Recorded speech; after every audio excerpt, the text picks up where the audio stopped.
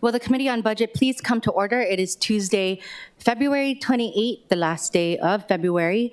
It is 9:04 a.m., and I would like to call the Committee on Budget to order. Okay, so I would like to welcome our members. We have Committee Vice Chair Wire, Councilmember Kia Aina, Council Chair Tommy Waters. We have Councilmember Calvin Say and Councilmember Agi Tauba. Right now, we don't have any members participating remotely by video conference. So we're moving on. Pursuant to Section 92-3.7 to the Hawaii Revised Statutes, this meeting will be conducted as a remote meeting by interactive conference technology with the following procedures in effect for the meeting. Members of the public will be allowed to provide oral testimony on all items on the agenda in two ways, remotely and in person in the council chamber. So remote and in-person oral testimony will be allowed when the agenda item is taken up. And before testifying, each person shall state their name, and each speaker may not have anyone else read their statement and is limited to a 1-minute presentation on each item. All persons who have registered to testify remotely by video conference or phone will be called upon first. When your name is called, please monitor your screen and activate your audio feed when prompted. For those who are joining us by telephone only, I will identify you by your last 3 digits. So last 3 digits. And when your number is called, please press *6 to unmute yourself when prompted. And I will remind you what numbers to press to unmute yourself. I will then give the persons who have not registered an opportunity to offer testimony. So please utilize the raise hand feature on Zoom to be called upon. Some friendly reminders and tips: video conference from a quiet location if possible. If you're also watching the proceedings on Honolulu, please mute your television at the time you're called to testify. We don't want any background feedback going on. When the timer on the screen reaches 0, please conclude your remarks promptly. Once all the remote testifiers have testified, I will proceed to in-person testimony in the council chamber. Persons who have not registered will be given an opportunity to speak following the oral testimonies of the registered speakers. HRS Section 92-3.7 requires all votes at remote meetings to be conducted by a roll call unless unanimous. Therefore, I will first call for objections, and if there are any, I will call for a roll call vote. For those council members participating from outside of the council chambers, which we do not have any at the moment, in accordance with HRS Section 92-3.7, the meeting will automatically recess if we lose audiovisual contact with the respective member and cannot reconvene until we reestablish contact. Therefore, please announce beforehand if you will be voluntarily signing out of the meeting. For written testimonies, including the testifier's address, email address, and phone number will be available to the public as described on the posted agenda. As a courtesy, please silence all cell phones. With that, we are moving forward to our first item of our agenda. We have an informational briefing. To begin, I just want to share that we are looking at different ways to classify our real property tax classifications, and I know we've had a great discussion about assessments, and I know we have a few bills introduced at the tail end of last year regarding the classification of owner and non-owner occupancies introduced by council members. With that, we know that the County of Maui has implemented this, and we are lucky to have the budget director of Maui. And also we want to give a shout out to Maui County Mayor Richard Bisson for allowing us to have the budget director from Maui, sharing him with us a little bit to share a little bit of their implementation, software, and more. So members, we have with us today Scott Taruya. He is once again the director of Maui County's Department of Finance. So we can have Scott Taruya join us, and Director Taruya, you may also share your screen, and if you need assistance, please just let us know. But first off, may I have you introduce yourself, and then you can share your screen. Thank you. Can you hear me? We can hear you loud and clear. Thank you. Thank you. Aloha Council Chair Waters, Committee Chair Cordero, and members of the Council. My name is Scott Teruya. I'm the Acting Director of Finance for the County of Maui. I've had the pleasure of getting to know many of you, including Chair Waters and several of you on the Council at past NACO conferences, and we are here often how municipalities face various challenges. Being the former assessor, I know the struggles that our office staff have to face, especially when they're trying to enforce laws that have no teeth in them or are gray in nature. So I believe we here on Maui have made several ordinance amendments over the years to make things such as the home exemption much easier to administer. So today, I have Ms. Marcy Martin. She's the administrator for the Real Property Assessment Division to go through some of the questions that were provided us to provide some comments on. I would like to preface by saying that our assessment office was awarded a Certificate of Excellence in Assessment Administration by the International Association of Assessing Officers, also known as IAAO, in 2018. And both Marcy and I are designated members by the association and hold an Assessment Administration Specialist designation. And the reason why I mentioned this is that the IAAO is the leading organization in the nation and in the assessment industry, and we operate in accordance to nationally recognized standards for fair and equitable assessments and primarily for public trust. Marcy, if you don't mind sharing your screen, and I'll have Marcy go through the presentation as she provided it in the past, and I think it'll help you guys. And if you have any questions, I'm here to answer any, but I'll turn it over to Ms. Martin at this time. Thank you. Thank you, Chair. Thank you. And Ms. Martin, as you share your screen, may I have you once again introduce yourself and your position with the Department of Finance? My name is Marcy Martin, and I am the Real Property Tax Administrator, and I have been the administrator since March 2019. So can you see my screen share? Yes, and may I ask that we make it full screen so that we can just focus on the document. Thank you. Okay. Perfect. Thank you. Okay, very good. So this is the handout that we provided, and I noticed that it was attached to your agenda. And I wanted to go over the classifications that are relevant to your agenda today. From Maui County, we have 12 classifications, and timeshare is our highest tax rate at $14.60. And these are properties that are registered with the DCCA as a timeshare. Our next highest tax rate is TVR STRH. TVR stands for Transient Vacation Rental, and STRH stands for Short-Term Rental Home Permit. The difference is a transient vacation rental is a residential unit that's allowed to do transient occupancy, vacation rentals, and we have 13,529 of these properties. The short-term rental permits are allowed to do the use because of a permit, not because of zoning. And we have 215 of these. And this classification can be tiered, but currently it isn't. And I provided a tax rate chart so that you could see which classifications were tiered and which weren't. Our next highest tax rate is hotel and resort. That's defined as properties that have more than 20 employees and 8 or more lodging units and TVR zoning.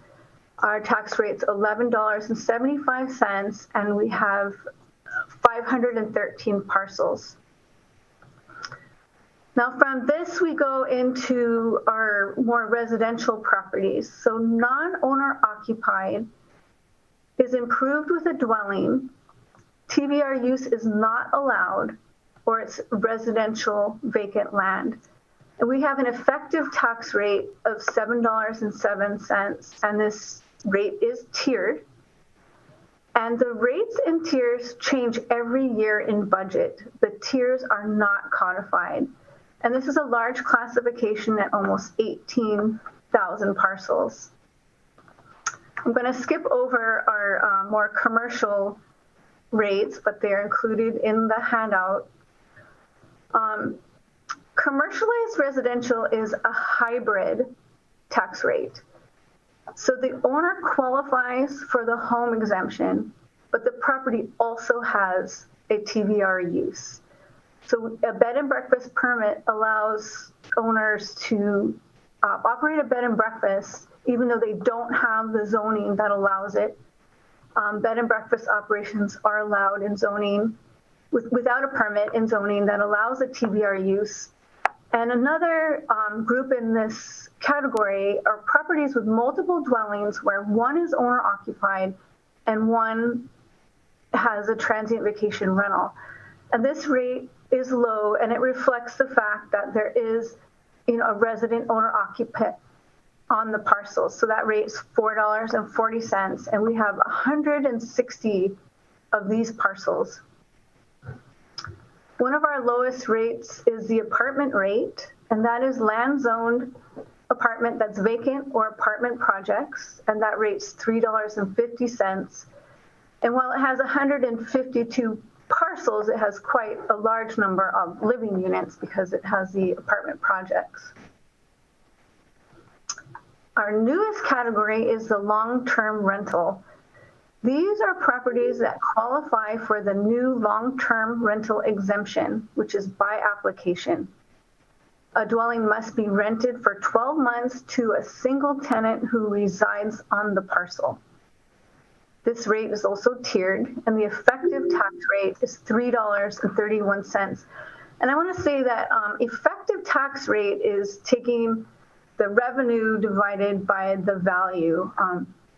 Because we have tiers, the effective tax rates change for the property depending on the value level. Again, the tiers can change every year in the budget. This year we had 2,369 parcels in this class, but it is expected to grow as more people apply and begin to take advantage of this program. And our lowest rate is owner occupied. So this is a rate where the owner qualifies for the home exemption. They file resident taxes in the state with a reported address in Maui County prior to the assessment year. The effective tax rate is $2.03. Rates and tiers can change every year in the budget, and we have we have 27,874 parcels in this category. I'm going to stop sharing and answer some of the questions that were proposed to us. So several of these classification programs that we currently have are the result of a 2019 temporary investigative group, and we abbreviate that as TIG. We call it a TIG, and the TIG, the group, was formed through the Economic Development and Budget Committee of the Maui County Council. And it was during this investigative group that the tax rate tiers and the long-term rental exemption program were initiated. Tiers were written into Maui County Code 3.48.561. So again, the tier levels aren't codified, but the code allows us to have 3 rates in these classifications. The tiers are decided during tax rate deliberations, and the Real Property Assessment Division assists the council with data during this deliberation. In the past, we've provided them statistics showing them how many parcels are in the category and how many parcels are within certain groups of valuations. The Maui County Real Property Assessment Division uses the same software as the City and County of Honolulu. It's the Tyler Enterprise Assessment and Tax Software. So in creating the tiers, the County of Maui was able to reduce costs by using the City and County of Honolulu's Residential A programming and reports. This is common. The counties often reduce software costs by sharing programming and sharing resources with each other. It's a very important relationship. Tax relief programs and classifications cannot be administered systematically like market valuations. Both the long-term rental and home exemption programs did not require any special programming. However, they are both very labor intensive. They both require technical staff to manage procedures and efficient processing. They both require clerical staff for intake and processing. The long-term rental program requires annual filing, which makes it different than the home exemption programs. So at this point, we're in our second year of the program, and the division is currently looking at ways to automate the program so that it can grow and succeed. And technology is going to be the key to that. The ultimate goal of these classifications was to incentivize the use of real property for resident housing. The tax relief programs also require compliance and technical staff for program fairness and sustainability. The owner-occupied tax relief benefit is via two methods. One is the exemption, and that was increased this year from $200,000 to $300,000. So that will be effective for the January 1, 2023. But in addition to the exemption comes that lower rate, and that is the big savings for this class in the County of Maui. So the division uses a memorandum of understanding with the State of Hawaii Department of Taxation to verify that residents are filing resident income taxes prior to receiving the exemption. That relationship is very important, and we've worked together to develop the technology to systematically do these checks, but then the compliance portion requires staff. So in closing, legislative bodies must consider tax policy administrative realities. Tax relief and classification programs are labor intensive for a multitude of reasons. Programs that provide relief to one group often result in tax increases for another. Further, when people don't qualify due to codified criteria, their taxes increase suddenly. From year to year, there's a big change. And this increase oftentimes is higher than it would have been just with a value change, a value increase. Tax relief and classification programs do generate appeals, and generally higher taxes are more difficult to assess and collect. So thank you very much for the opportunity to share our program with you. Thank you, Ms. Martin, and I hope that you and Director Teruya are able to stay on for questions. With that, I will open up the floor for questions from our committee members.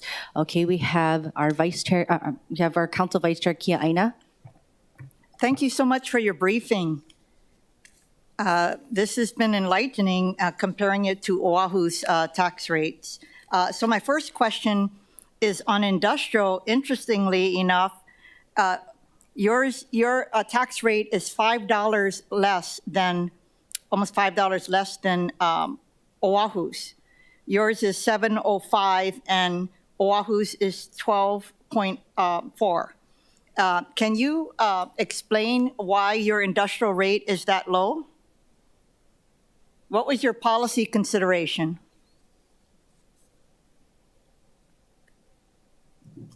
Ms. Martin, you are on mute.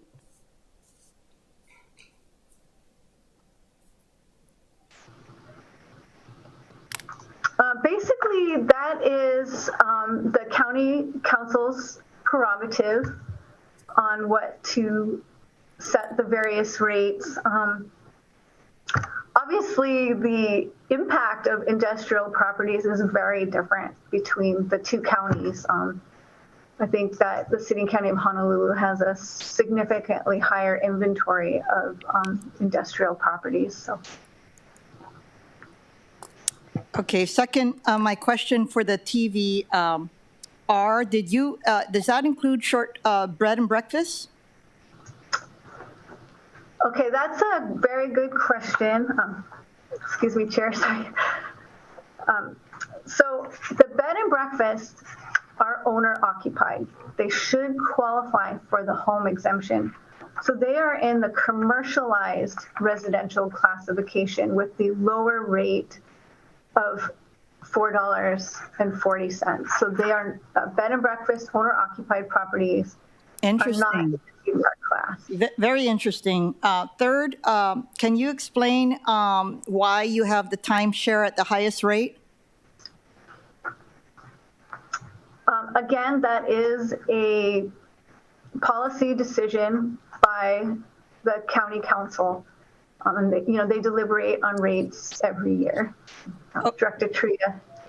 Okay, thank you. Lastly, on the residential. I'm sorry? Oh, Director Taruya, did you want to say something? Yes, thank you, Chair. Really quick, when we talked about, I was trying to unmute, I just couldn't unmute. In regards to the timeshare, way back when the classification was established, there was a study doing hotel conversions to timeshares and the amount of tax loss. The initial study had the timeshares at $21 per thousand. It was eventually reduced to 14 thereabouts.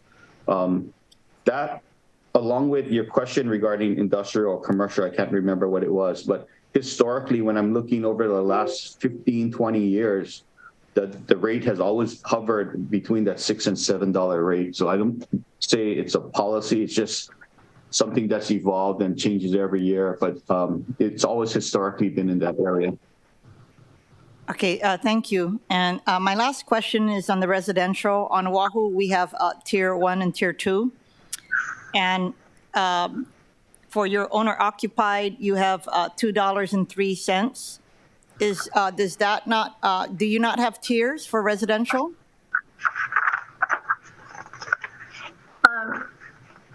Below on page 4 of your handout, we're showing the tiers. So on the top part of the handout, I put the effective tax rate. That's the overall tax rate for the class. But yes, we have tiers in non-owner occupied, which is residential properties. Okay, I'm looking at page 4. Yeah. Does that say next?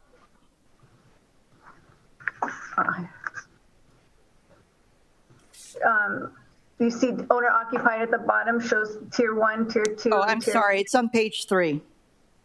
Oh, okay. Owner occupied. Okay. Thank you. I just needed that clarification. I know my colleagues have a lot of questions to ask you. Thank you. Thank you, Council Vice Chair Kia Aina. Our Committee Vice Chair Wire. Thank you, Chair. And thank you, Ms. Martin, Director Taria, for being here.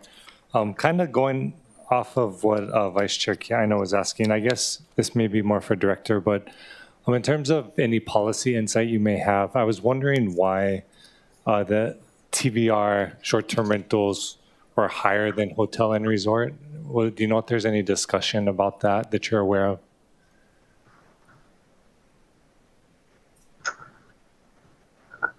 Okay. I think Scott's on mute again. Okay, thank you. As I kind of mentioned to the previous question, that's just a policy decision. Again, when they made that hotel conversion to timeshares, the loss in taxes, and they adjusted the rates, that was the initial discussion, and it just never changed. Yeah, and I understand that for the timeshare. For the temporary vacation rentals, was it kind of the same reasoning?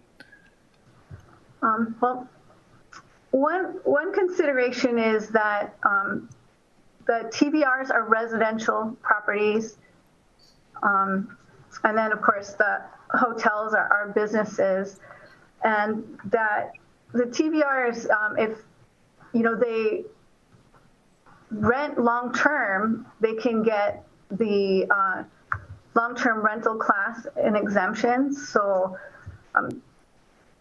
they have options to lower their tax rate if they choose to engage in other activities like long-term rental. I see. And I'm just looking at all the tiers. Appreciate that response. So when we're going over to look at residential, it looks like the tier thresholds, did they go up? Are they they're going up this year, or they went up this past year? Go ahead. Yes. So for both non-owner occupied and owner occupied, the tiers did increase. Originally the lower tier was 800,000, and now it's at $1 million, and that reflects the general property value increases that we've experienced. Like Oahu, we have had increasing property values since COVID and then prior to COVID, and that chart I think is on page 4 for you all. Perfect. Yeah, I mean, it sounds like you're experiencing the same thing. I know we all know that, but exactly, I think we're having that conversation too about whether those tier amounts should go up. So appreciate the insight. And then when we're looking at, so non-owner occupied, you have, that's improved with the dwelling. It's also residential zones, vacant land. Is there any contemplation of having vacant residential be its own tier? Or is that something that is not really in your scope? We have never adopted that yet. It has been discussed in the past. There are consequences as well when you do that. Sometimes people who have the homes vacant just don't have the money to renovate, and we've gotten that argument as well. So we just haven't got to that point where it was necessary to be addressed. I appreciate that. Do you have any idea what Maui's potential number of vacant homes would be? I do not. I'm not sure if Ms. Martin does. Well, it's significant. We're hoping as the long-term rental program grows, we'll get a better idea. But we do have a housing study that's done every few years, and I think it's on the County of Maui's housing website. It states how many long-term rentals, how many owner-occupied, and how many dwellings we have. Okay, I appreciate that.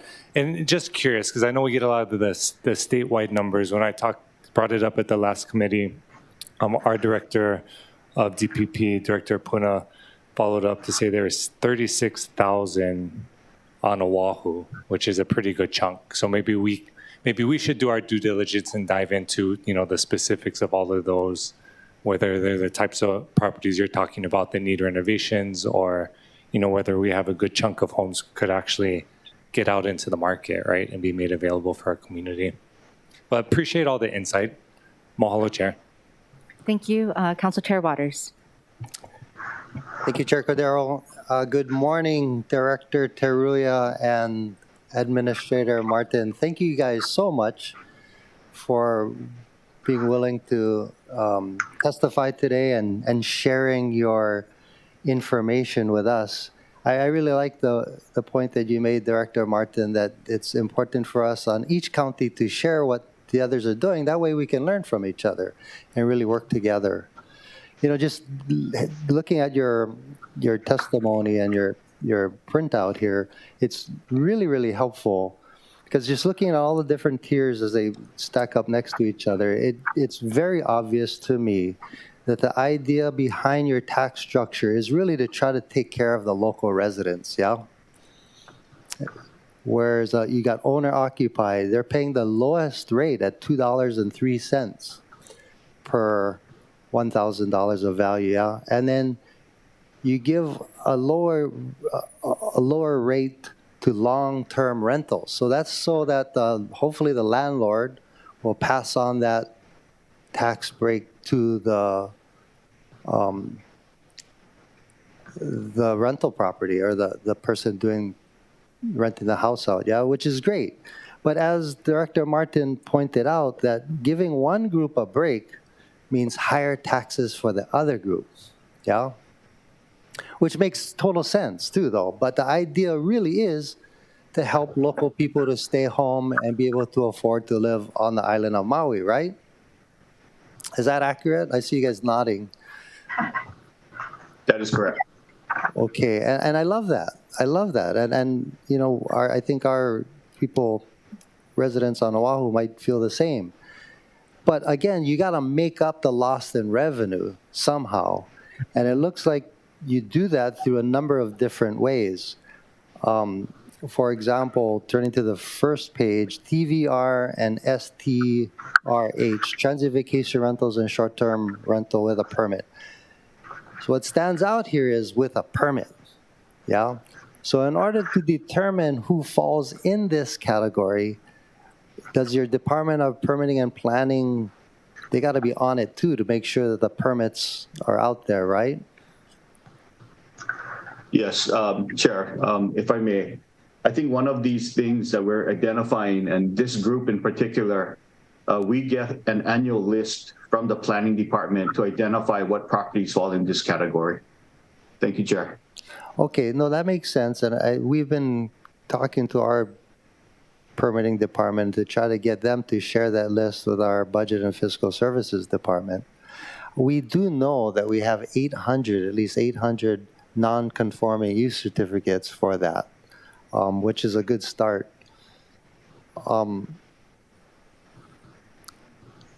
But is there any other way that you use to determine that these people fall within that category? Other than the permit, like tax information from Department of Taxation or whatnot? Chair? Yes. So it's really a partnership between planning and real property, and it's zoning.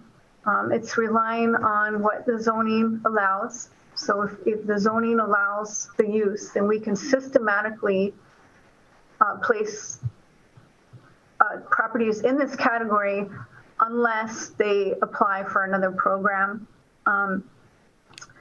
Compliance has to be consistent, and it's hard to find those non-conforming properties.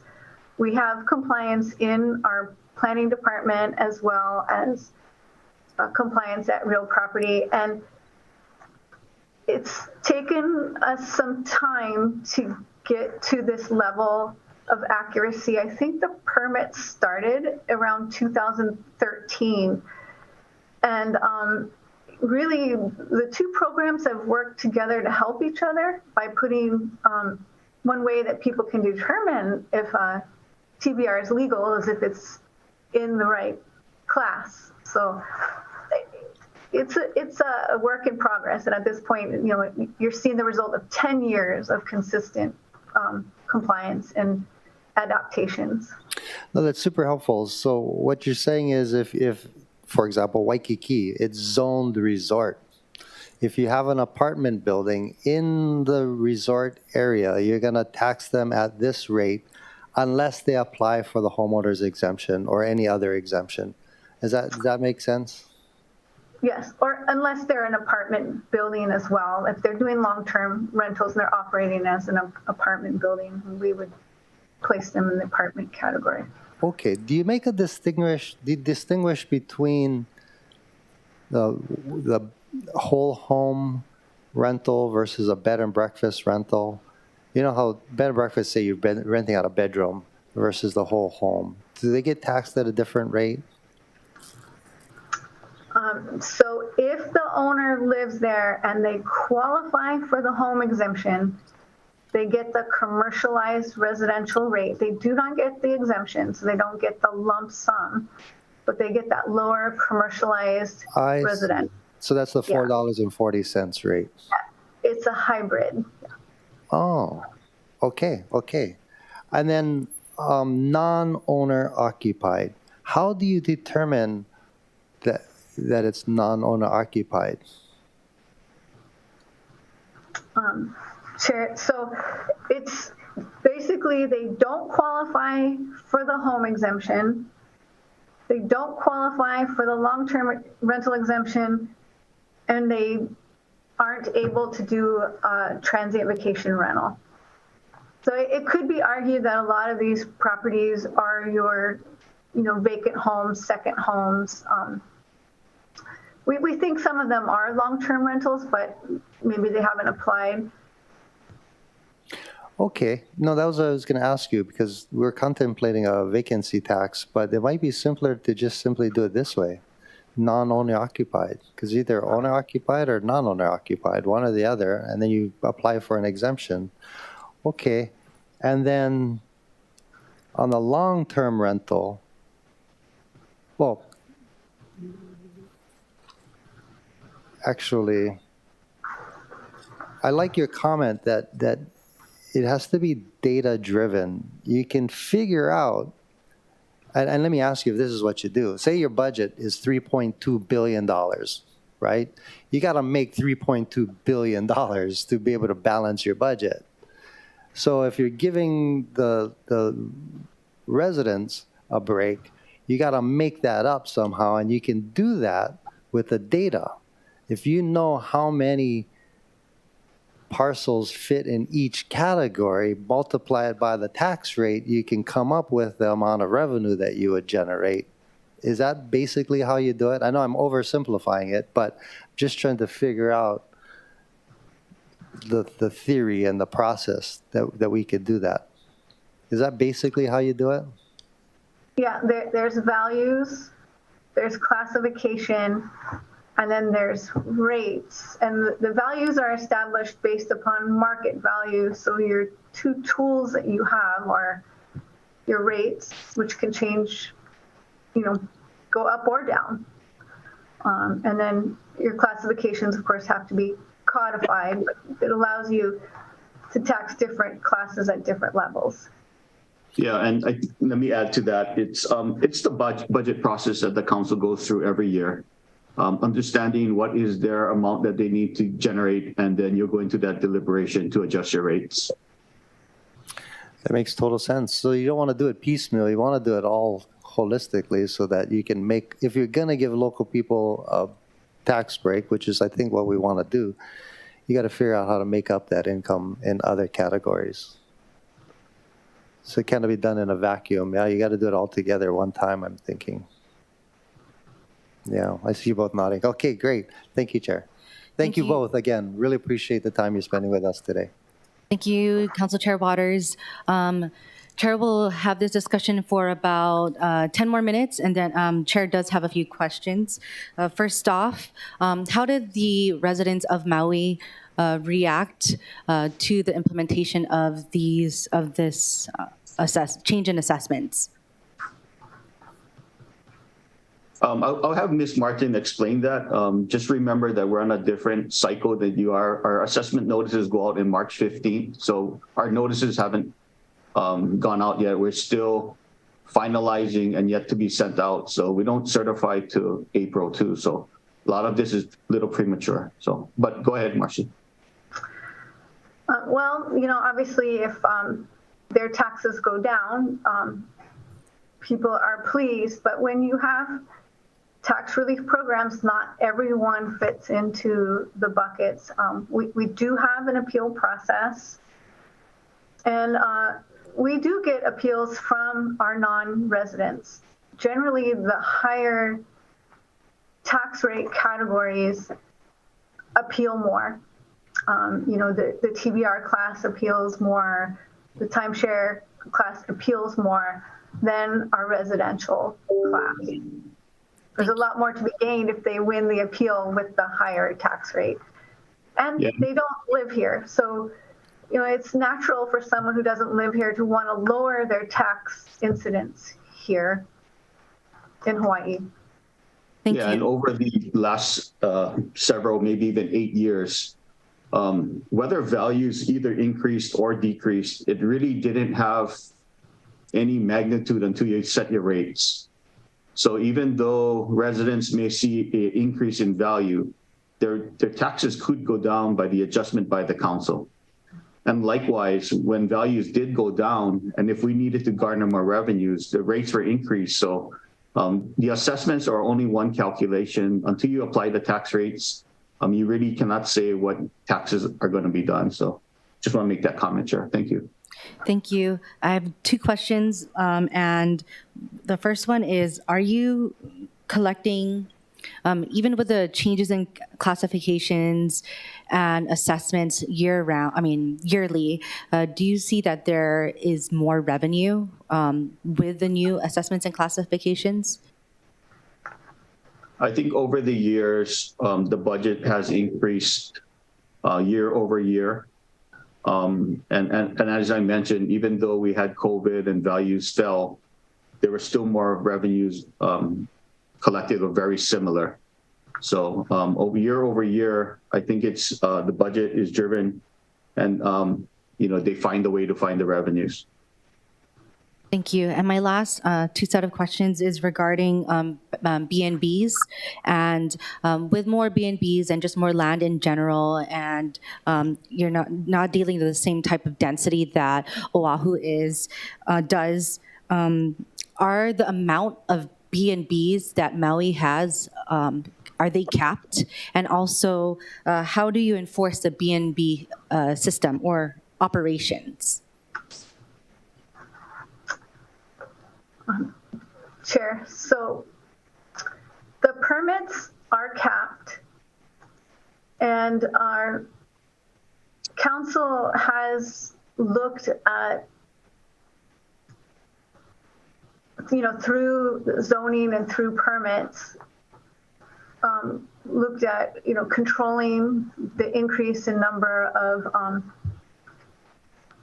TBRs and hotels. So that would be out of our real properties wheelhouse. But,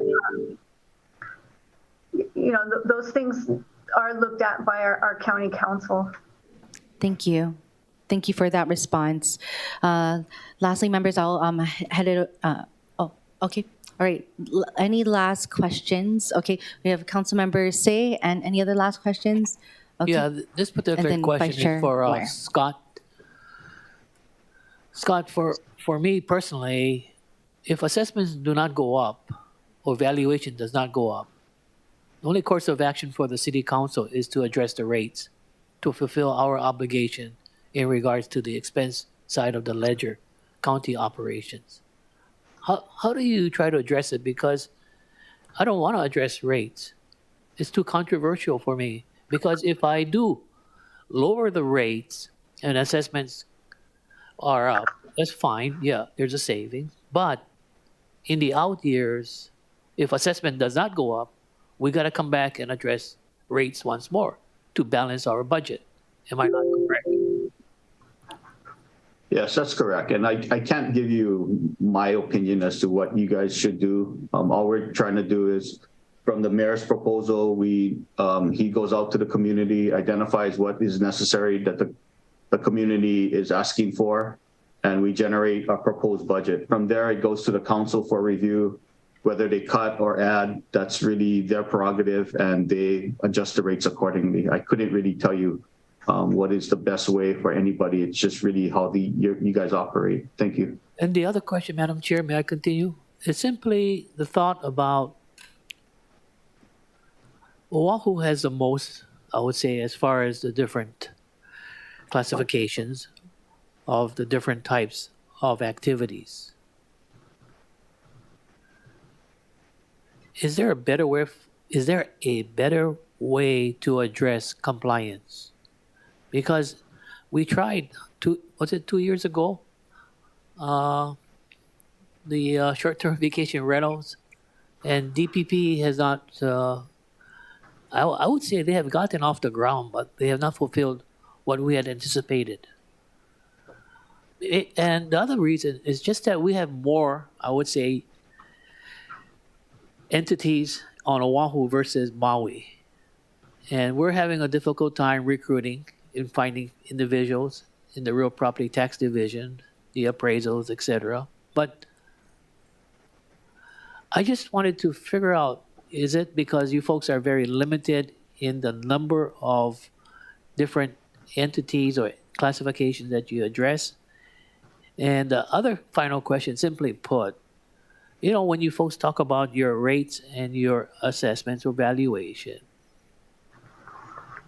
is there a trigger to just automatically, you know, increase, let's say, lower the rates because of the increased assessments and valuation to keep it as low as possible for our local residents? Or does the council have to address that legislatively?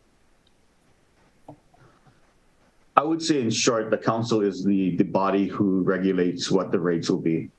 That is their job, to identify what it is that they're trying to fund or not fund.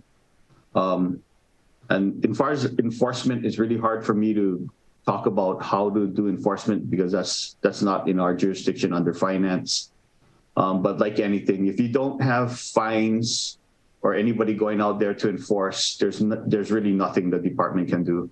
But I'll defer to Ms. Martin if she has any comments on that.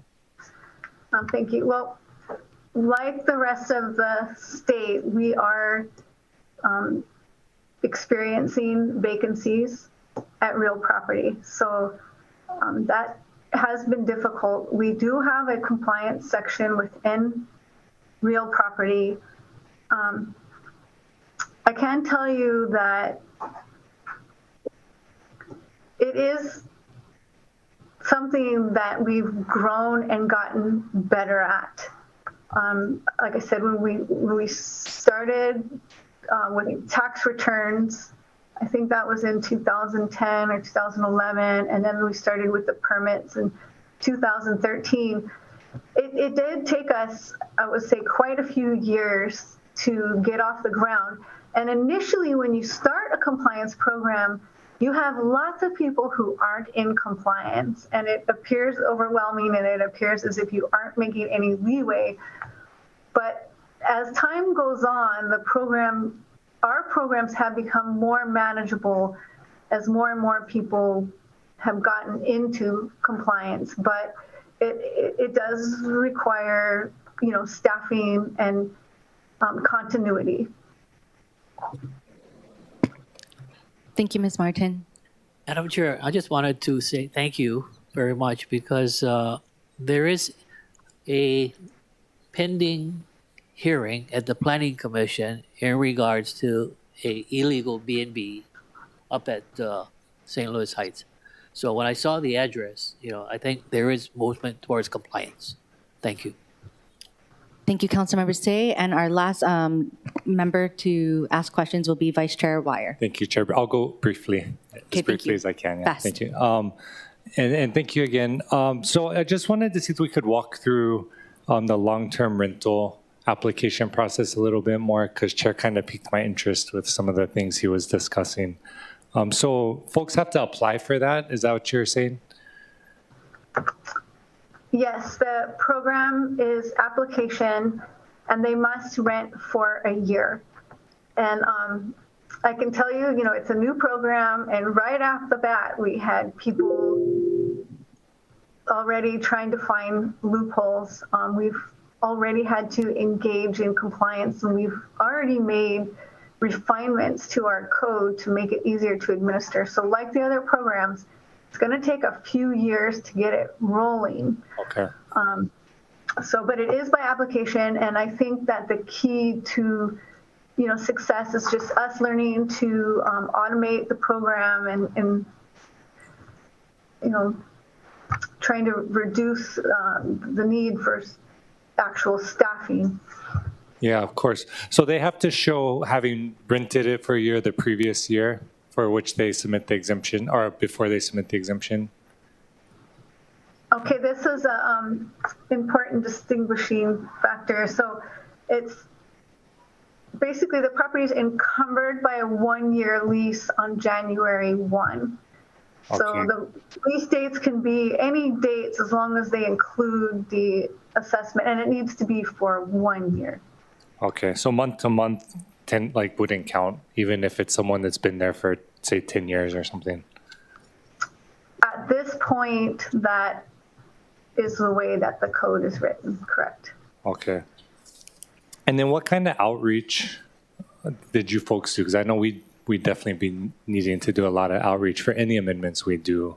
But what does that look like in terms of getting the information out to landlords to know, hey, this is the exemption, especially if your non-owner occupied rate is going to go up? Well, thank you for asking that question. We went in with an outreach outline, and we did press releases. We did, links on our website. We had, every time someone in our office spoke to someone, they mentioned it. We ran ads in the newspaper. We did social media. We had made infographics.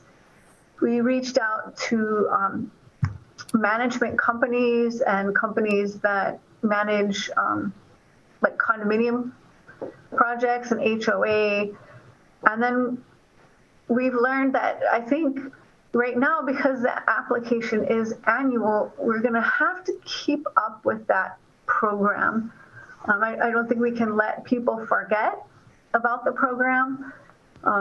Again, that's the thing about tax relief, is that you've got to keep people in the program, because when they fall out, their taxes will increase. So that is a challenge, getting the word out, but it's part of the public relations program for our division. Of course. So we think that maybe a good chunk of the 17,000 or nearly 18,000 non-owner occupied could switch over, or would maybe I'll say be eligible for long-term rental, but just haven't submitted the application?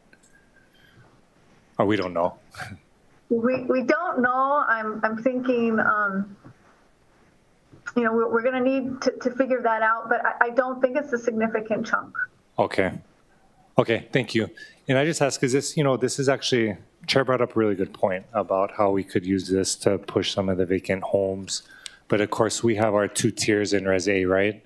At 350 and 1050. And so I don't know if we need to look at pushing that amount up to incentivize folks to switch over to long-term exemption, of course, but it would require quite an in-depth outreach on the part of the city. So, but yeah, thanks for bringing that up today, Mahalo, Chair. Thank you. And I know that you were the last one, but just deference to the council chair, super fast, please. Thank you. Absolutely. So last 2 questions. On page 5 of your handout, estimated FY 2023 certified revenue on short-term rental revenue is $159.5 million, accounting for 37% of the county's revenue. Is that correct? That's what these charts show. So That's when awesome. you have classifications and different rates, they're like for the homeowner or owner occupied, they have But sorry to interrupt. Just the short-term rental, $159.5 million, accounting for 37% of your Maui's revenue, right? yes. And then for non-owner occupied, it's a $109.8 million, accounting for 25.5% of your revenue. So if you add those 2 up, that's more than half of Maui's revenue is from short-term rentals and non-owner occupied. And that way you're allowed to give local residents a break, right? I actually, I knew the answer to the question. I just wanted to make sure that everybody knows that. This is amazing. Thank you so much. Really, really appreciate it. Thank you. Thank you. And of course, thank you, Director Taruya and Administrator Martin, for your presentation. We will now proceed with remote testifiers. There are no remote registered speakers, so I would like to ask if there's anyone else who wishes to testify. I'm talking about remote testifiers.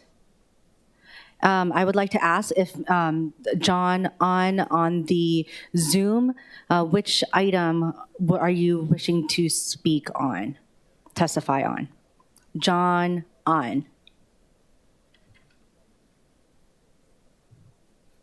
Okay, thank you. Next up, we will move to in-person testimony. We have no registered in-person testifiers. So is there anyone else who wishes to testify? Please proceed to the podium and begin by stating your name. And you have, I believe, 1 minute? 1 minute. Aloha, my name is Ellen Kekipi Awai, and aloha, Chairman and council members. I am very experienced in a lot of this stuff. I used to work for the state, the Hawaii Certified Peer Specialist program with lived experience, and I have lived experiences, okay? I spent 4 months on the mainland traveling with Airbnbs. It's great. You know, for somebody with low income, I could, go throughout the whole area and still survive on my Social Security check. Okay. I spent 4 months during COVID from March 20th till June and also July in Molokai. So I understand what happened with COVID up there because I was able, all the hotels closed down. There was nothing. You can only live with family so long, then they want you out. I couldn't depend on friends, anybody. Is that 1 minute? Is that it? So, yeah, sorry. But thank you very much. But thank you. And of course, if you could please provide, if you would like, you can contact our offices and provide us with information as well through email or written testimony as well. With that, we're going to go back to remote testimony for anyone else who wishes to testify. I first saw, I believe, Don Borgeson's, and then we'll go to with Paul Nottinghall, and then Jill Paulin, and Harold, and then Angela Young. So that is the order. Don, Paul, Jill, Harold, and Angela. Hello, Chair. Can you hear me? Please proceed. Thank you. I'd like to thank the Chair and Vice Chair, committee members, and also council members that are present. First of all, I'd like to thank you for the opportunity to speak, and I speak on behalf of the Friends of Kuilima. We do support the separate classification for TVUs and appreciate the efforts of council members to create this separate classification. We do support the bill in general. With an Don, exception. sorry, Don, are you talking about a particular bill where this is testimony for the informational briefing only? Oh, sorry. No, this is for a particular bill. This is for Bill 4. Okay, okay. First off, if I may ask, does anyone have testimony for the informational briefing? Okay, I see Jill and Angela. Okay, so Don, just hold on for Bill 4, yeah? And I think Paul's for Bill 4 as well, yeah? Okay, so we'll go with Jill and then Angela. Okay, sorry, switching it up. Jill, then Angela. Hi there, my name is Jill Paulin. I appreciate being able to speak on this informational briefing today. I've been involved with the TVU business on Maui, and I did want to explain some major differences before we rush too quickly to mirror what they do with TVUs. They have 13,000 TVUs. Based on the registration so far, we will and the resident or and ordinance 22.7, we will not have that many. Their average nightly rate is $634. These are luxury homes on Maui. These are not condos in Waikiki. As we've shared with you all before, the average nightly rate on a TBU on Oahu is $228. It's a huge difference. We are talking about basic, for the most part, a lot of basic condos in Waikiki, that about 50% of them are rented to non-vacationers, traveling nurses, contractors. We have a lot more contractors that we need on this island, and also people who need to rent week to week. They have a new job, maybe they came from another part of the island, and they are renting week to week to put a roof over their heads. This is very different than the TBU business in Maui. So I just wanted to make those comments. Thank you very much. Thank you, Ms. Paulin. I really appreciate that testimony. We will now move on to Angela, and then Harold, are you testifying on info briefing? And well, actually, we'll go with Angela first, and then we'll see what Harold, if Harold's going to be testifying. Okay, Angela, go ahead. Aloha, Chair, Vice Chair, and the committee. My name is Angela Melody Young, testifying just to provide comments. I don't know anything about rates. So, but the thing is, my family did own a timeshare, it's an Airbnb. So it's a transient vacation rental. So I just wanted to, ensure equity as a part of this conversation, because it seems like the transient vacation rentals are getting charged more than the hotels and resorts, just by a little bit. But then also, timeshares are also like small rentals, right? Not like big resorts and hotels. So is it because timeshares and transient rentals are not making as much money for the city, so it's gets a higher tax rate? I think for me personally, I was thinking that hotels and resorts would get charged more because they make more money, so they can afford to pay more. But yeah, thank you for the opportunity to testify. Thank you, Angela. Next, we will call on Harold. Harold, please state your name for the record. Thank you. Hello, my name is Harold Gonzalo. I'm testifying for Bill 4. Mr. Harold, we are actually on the info briefing, and we are not yet on Bill 4. We will call upon you for Bill 4 when it comes along. Thank you. Okay. Thank you. Okay, so is there anyone else who wishes to testify? Okay, seeing none, members, we are in discussion. Okay, well, there being no discussion, we are moving on to our action items. Thank you to all those present for your patience regarding our action items. I think we had a very good discussion before we move forward.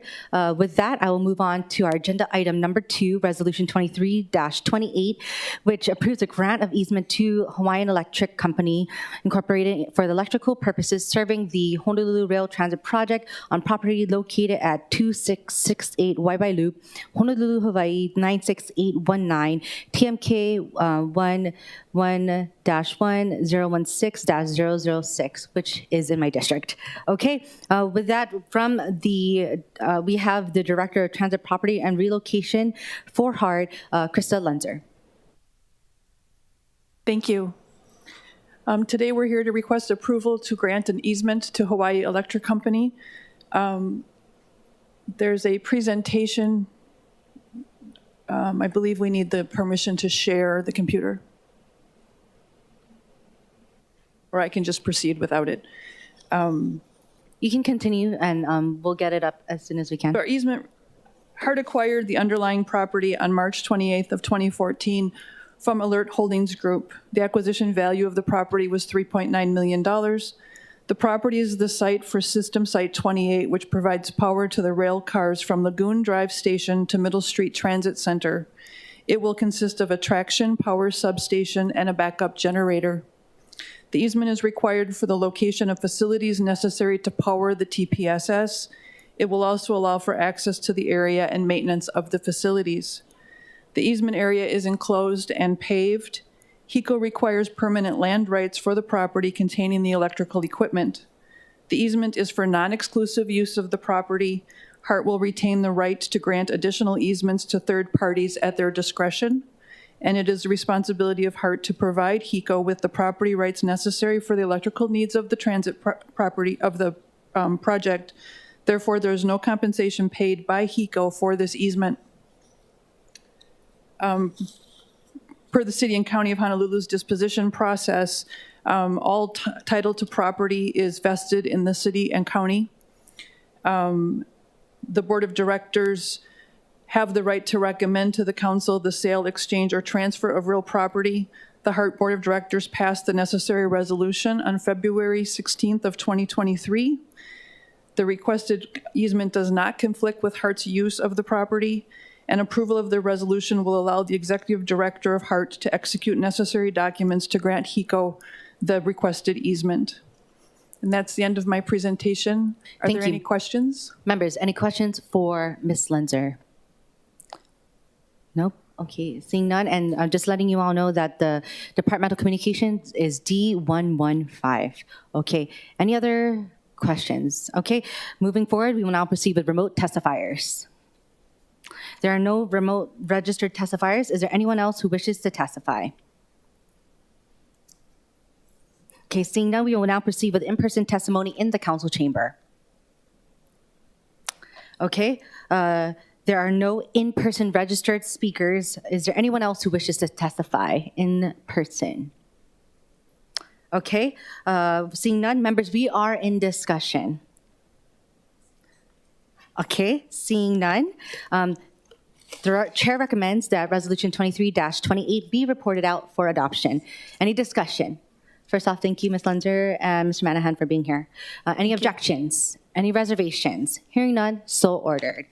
Moving forward, we have agenda item number 3, as Resolution 23-18, which accepts a gift valued up to $8,000 from the Association of Local Government Auditors for travel and related expenses for 2 city auditor employees to serve as team leader and member on 2 peer review. Oh, sorry, excuse me, that was hard. 2 peer review teams in April 2023. Members, we also have a proposed hand-carried CD1, which is OCS 2023-0152/2/24/2023 at 12:48 p.m. submitted by myself. And the CD1 makes the following amendments. It corrects the dates of travel for the peer review of the City Albuquerque Office of Internal Audit to April 22, 2023 to April 29, 2023, and the 7th whereas clause to conform to the Declaration of Gift Exhibit A. Adds references to Council Communication 49, 2023, and the 8th whereas clause and the Be It Resolved clause. It also separates the original Exhibit A into Exhibit A and Exhibit B to clarify that 2 declaration of gift forms are being attached to the resolution as opposed to just one. Attaches and incorporates herein both Exhibit A and Exhibit B to the resolution. It also makes changes to comport with current drafting conventions and also makes miscellaneous technical and non-substantive amendments. Okay, with us from the, our legislative branch, our legislative colleague is Arushi Kumar, our city auditor from the Office of the City Auditor. Hi, City Auditor Kumar, how are you? Hello, Chair. Good. How are you? Thank you. And may I ask who the travelers, the team leader and member will be? Yes. So as you all may remember, last March we had our own peer review where we had volunteers from the mainland come and review our paperwork to make sure we're in accordance with all the auditing standards so that you can trust our work. So the 2 peer review members will be myself. I will be a member going to Clark County in April, in Clark County, Washington, and then our audit manager, Banley, will be going to Albuquerque later that month. Oh, thank you. And that's why it has to be separated into 2 different exhibits because those are 2 separate, I guess, teams? Correct. Those Okay. are the individual offices are the ones that provide the reimbursement. So they have to be from 2 separate sources. Thank you for that clarification, allowing us to work with you all to make those amendments as well. Thank you. Any questions for our City Auditor, Arushi Kumar? Okay, thank you. Thank you, City Auditor, for being here. We will now proceed with remote testifiers. Okay, for Resolution 23-18, we have Angela Young. I am not trying to testify for this. Trying to Okay, testify no problem. for, Thank you. We will yeah, call okay. on you for when you are registered to testify. Thank you. Okay, there being no further remote registered speakers, is there anyone else who wishes to testify? Okay, seeing none, we will now proceed to in-person testimony in the council chamber. All right, are there any, is there anyone who wishes to testify for Resolution 23-18? Seeing none? Oh, okay, please proceed to the podium and begin by stating your name. Oh, can you press the button, the on-off button, please? My name is Ellen Kikipi-Awai.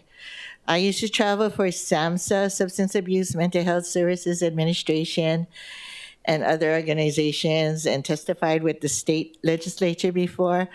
I just question about the union's motives, because sometimes you have conditions like, I'm sorry, I have issues about unions because I work for the state, and union did not support me even though I paid dues and stuff.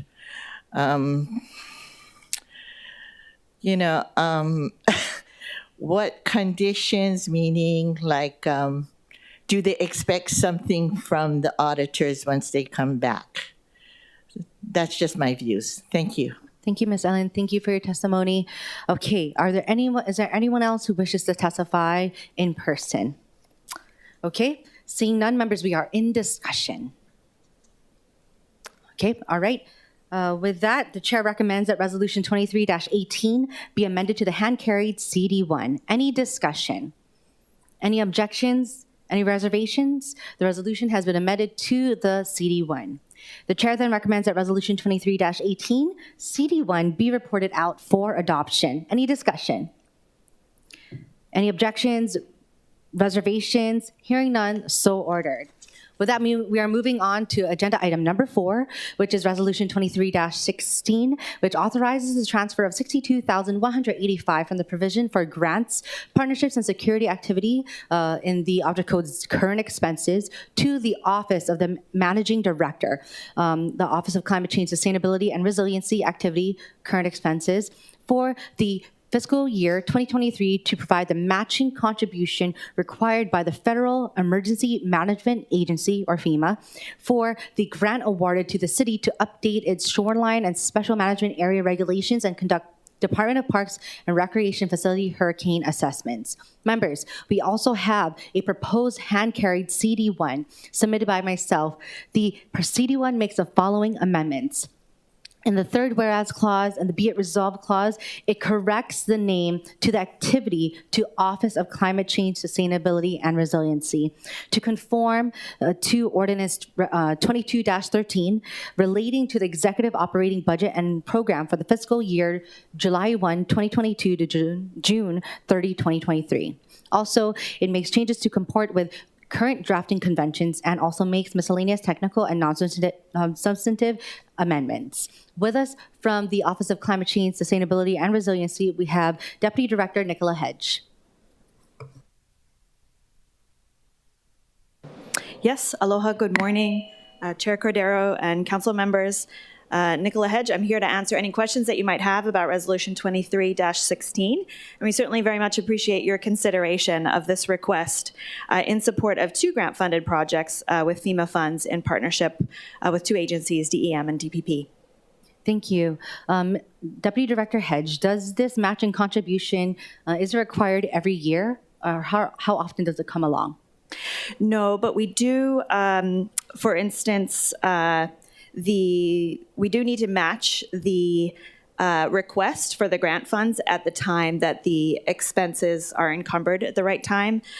So for instance, for the first project with DPP, we have to come back before you because the expenses were for personnel for a CSC1 contract, and we have to come to you at the time for the fiscal year in specific that those grant matches are encumbered.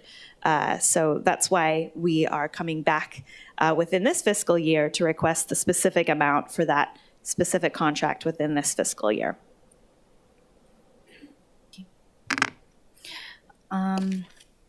Members, do we have any questions for Deputy Director Hedge?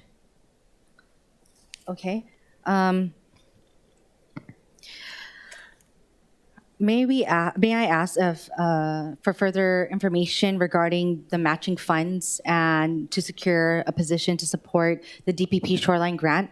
Could it not be fully utilized from the fiscal year 2022?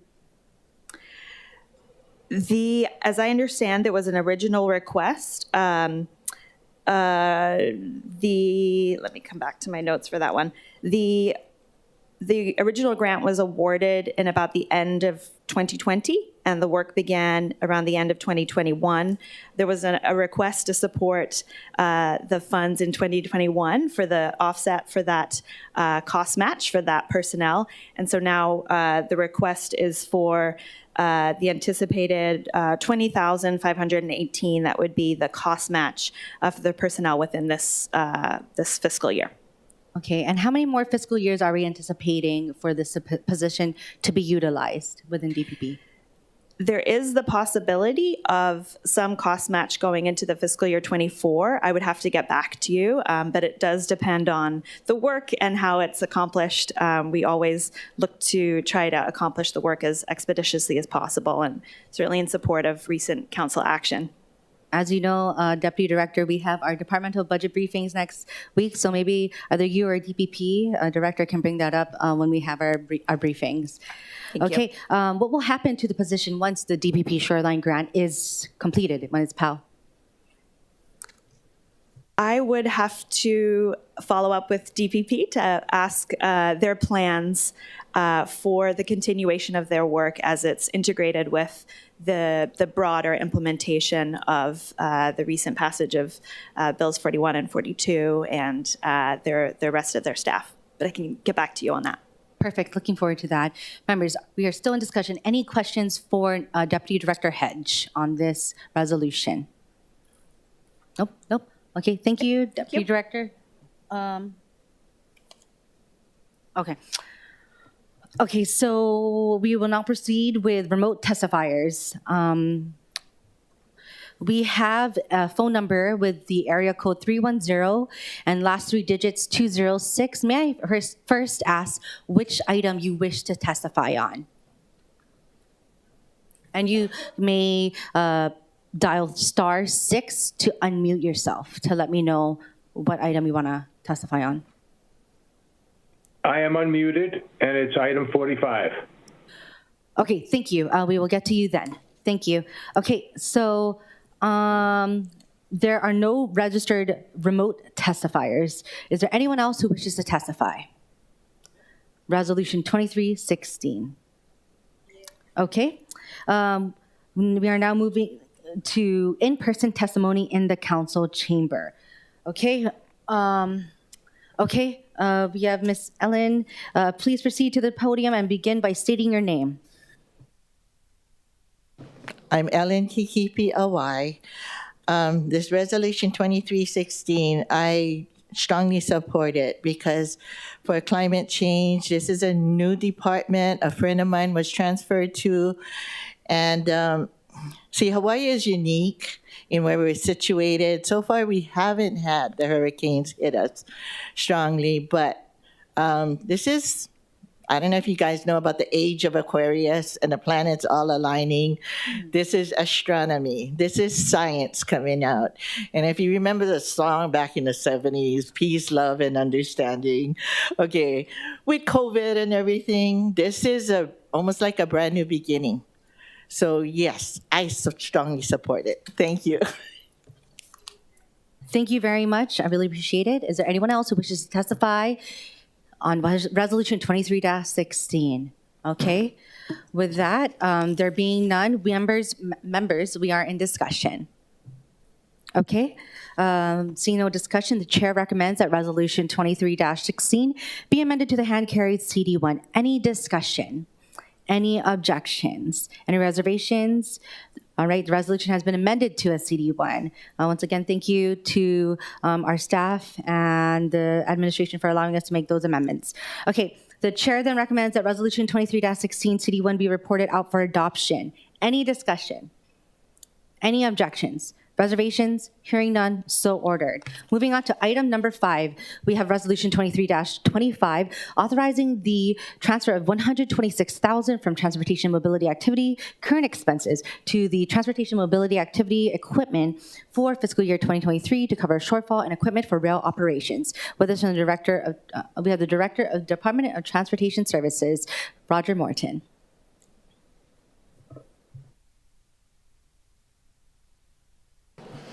Aloha, Chair Cordero, members of the council.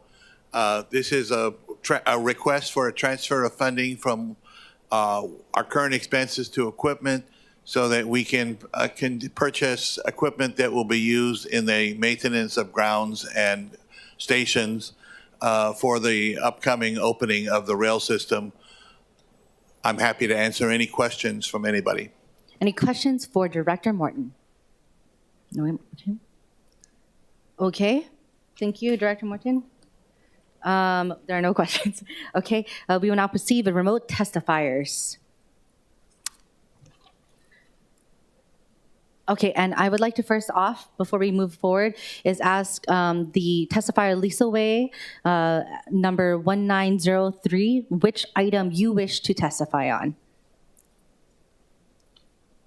I don't plan to testify, I'm just listening in. Just listening in, all right. Thank you. Okay, with that, there are no remote registered speakers. Is there anyone else who wishes to testify?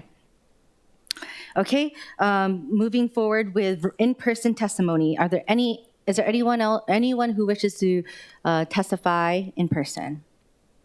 Okay, seeing none, members, we are in discussion. Okay, thank you. The chair recommends that Resolution 23-25 be reported out for adoption. Any discussion? Any objections? Reservations? Hearing none, so ordered. We are moving forward to agenda item number 26. Whoa, no, we don't have that many items. Number 6.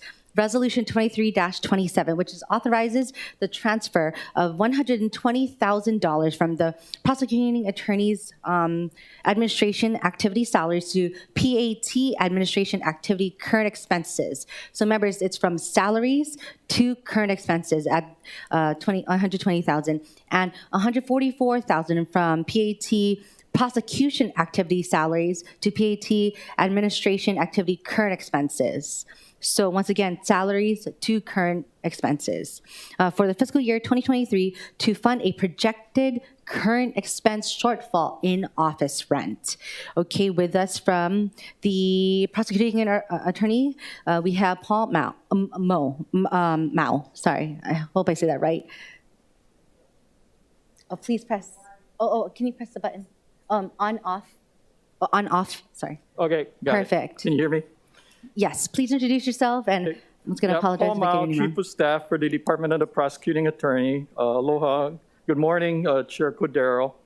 This transfer is made for a total of $264,000 that we need to pay for unexpected lease rent increases at Ali'i Place, the building where the prosecuting attorneys reside at. So I'm open for questions as to what this is about. Members, are there any questions for the prosecuting attorney's office? Okay, we have Council Chair Waters. Thank you so much. Good morning, Mr. Mao. Good morning. So what is the current rent at Ali'i Place and what did it go up to?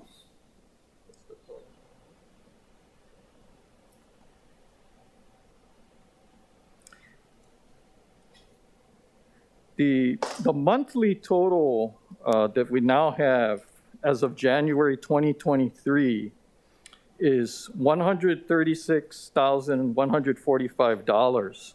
That's an increase of 26.48%. Did you include that in your FY24 budget request, the new rent? I believe we did, yes. I know that during the last budget hearings, the prosecutor's office talked a lot about needing to hire new deputies in order to cover the increased caseload.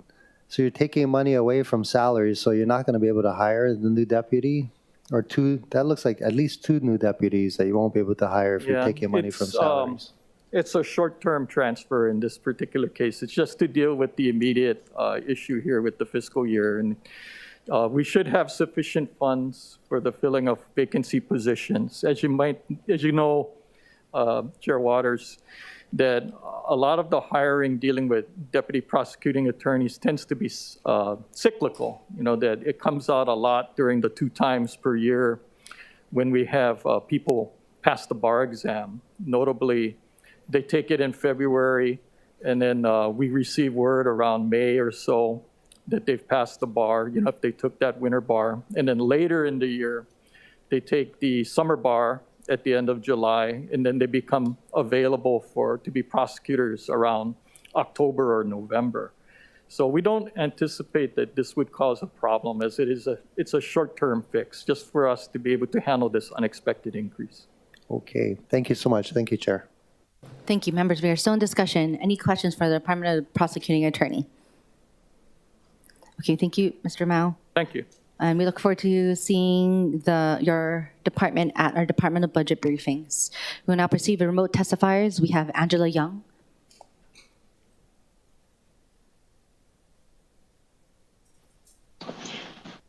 Aloha, Chair, Vice Chair, and the Budget Committee, Angela Melody Young, testifying in strong support of the prosecuting attorney's resolution. And the reason being is that we should be supportive of the prosecuting attorney because the 2 law departments at the city manages different things. So the prosecuting attorney handles criminal law and corporation counsel handles civil law. So for things that are related to such like Bill 57 firearms, that is a discussion that could be better handled with prosecuting attorney and not corporation counsel, because that firearms, guns, criminal law is the subject matter of the prosecuting attorney and not corporation counsel. So anything that we can do to support the prosecuting attorney is a good thing. So thank you for the opportunity to testify. Thank you. Seeing there being no further remote registered speakers, we will now proceed with in-person testimony in the council chamber. Okay, seeing none, is there anyone else who wishes to testify? Okay, seeing none, members, we are in discussion. Also, a reminder that we have departmental budget briefings next week too. Okay, all right, we have Councilmember Say. Just one question for the prosecuting attorney. Mr. Mao. Was the office lease increase that you stated for the record requested during this past budget appropriations? Yeah, we're making adjustments for the increases, yes. No, what I'm saying, in the original budget submittal. Are you talking about for FY23? Yes. No, because this amount, we just got notice for it, you know. But how can you get notice of it when you guys know what your office lease agreements are? They announced, you know, as an unexpected increase, a couple of things. It's the CAM primarily that's increasing. That's what I'm trying to get at. Why the increase on the office lease of that amount? It turns out that over the years, the ground lease rent wasn't being charged to our office. And what happened was we had a $45,000 back charge for the ground lease rent. You know, we asked CORE for assistance on this because we were under the belief that, you know, the ground lease rent, we were exempt. Because as you know, Ali'i Place was built on top of city land. Right. So, but they could not find a document from, I guess, 1992, you know, when we moved in to Ali'i Place that stated that we were exempt from the ground lease. So what happened was they charged us for back lease rent. Okay, I just hope you don't make the same mistake like before. Yes, that property is City and County, And the lessee is who? Who is the lessee of the Ali Place building? Lessee is, well, who's the management company?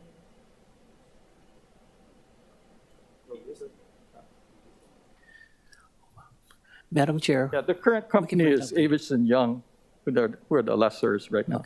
Okay, we can bring it Yeah. up later. At the Land management is currently renegotiating the lease. Thank you very much, and look forward to our discussion further regarding this in our departmental budget briefings. Okay, members, we are still in discussion. Any discussion before we take the vote? Okay. Any objections? Any reservations? Hearing none, so ordered.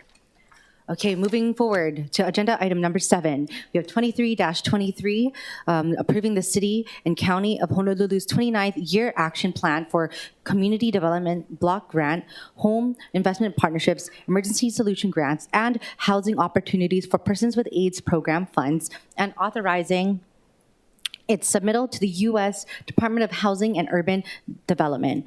We have Deputy Director Edward Los Baños from the Department of Community Services.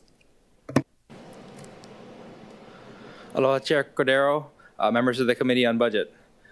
So this item that we're bringing for you today is the compilation of a lot of community feedback and input that underlies our 4 major HUD grants identified, which is the Community Development Block Grant, also known as CDBG, Home Investment Partnerships, Emergency Solutions Grants, also known as ESG, as well as the Housing Opportunities for Persons with AIDS, or HOPWA. So these are programs that ultimately roll up into our budget, our FY24 budget request that you'll see next week or later on this week when the budget is submitted. But it also kind of rolls up into what we're talking about next week when we do our budget presentations. If you have any further information, I also have Community-Based Development Division Administrator Darryl Young, as well as from BFS Budget Fiscal Services Director Andy Cuano. Thank you. Members, we are in this, we have Council Vice Chair Kia Aina. Thank you. Can I ask when this action plan needs to be approved in order to be submitted to HUD on time? So this action plan has to be completed through the resolution process by May. By May. Okay, thank you so much. My first question has to do with the Kulia Ikanu'u program. Can you share a little bit more about the details of this job training program that's being funded by CDBG, and will these funds be made available to nonprofits? Yes, Chair. Yes, Vice Chair. This is the program that you funded in 2023. We are working through the rules process. One of my staff is working on the rules for this Kulia Ikanu'u. Another staff member is working on the rules for the emergency grant payment program. That's going to go back to CORE for final review, and we'll share a draft with your office. But it is open to nonprofits. Okay, thank you so much. On page 45 of the plan, this has to do with the Department of Parks and Recreation. The DPR project has 2 totals, one at $8,887,491, and the other is $9,183,846. Which one is the correct total, and what does EN stand for? That was brought to my attention. I have not gotten an answer back yet, but I will get back to you in your office. Okay, thank you. $5,495,959 of the city's $8,455,319 CDBG annual allocation, which is 65%, is still being allocated to city park projects, whereas only $738,297, or 8.7%, is being made available to the community. I understand that the parks project's annual allocations are regularly reprogrammed to other projects because the city cannot spend it on time, which is the same reason why apparently we stopped making these funds available to community organizations. This has continued to occur while I have been here. Didn't we just recently reprogram millions of dollars from parks projects to acquisition projects? And DCS was asked to figure out how to spend the reprogram funds so we meet the spending deadline? Yes, we did. As you know, I have consistently voiced my policy position that the city should shift from using CDBG exclusively for city projects and make funds available to nonprofits.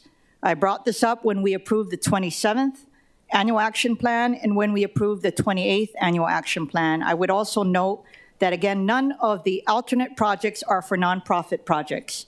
They are all for city projects. While I am super appreciative of the groundwork that you have laid for Kulia Ikanu'u, I would like to know what is the plan to phase out some of these city projects so that we can allocate more funds to nonprofit organizations? Right now, we don't have any plan. We do need to have a conversation with HUD Honolulu CPD to look at our policies and procedures, which spell out that it does go to city projects. So we need to have that conversation with them. Okay, and the majority of these city projects are park projects, so I just want to make note that when we set aside a certain percentage of TAT funds to mitigate the impact of on our natural resources, the intent was to find an alternative funding source to supplement the base funding for parks. And so as you're transitioning, I just ask that you work with BFS and DPR so that you guys can start weaning yourself off of these funds and start using the TAT funds to address local concerns. And lastly, my question has to do with the $1.26 million that is set aside for budget and fiscal services.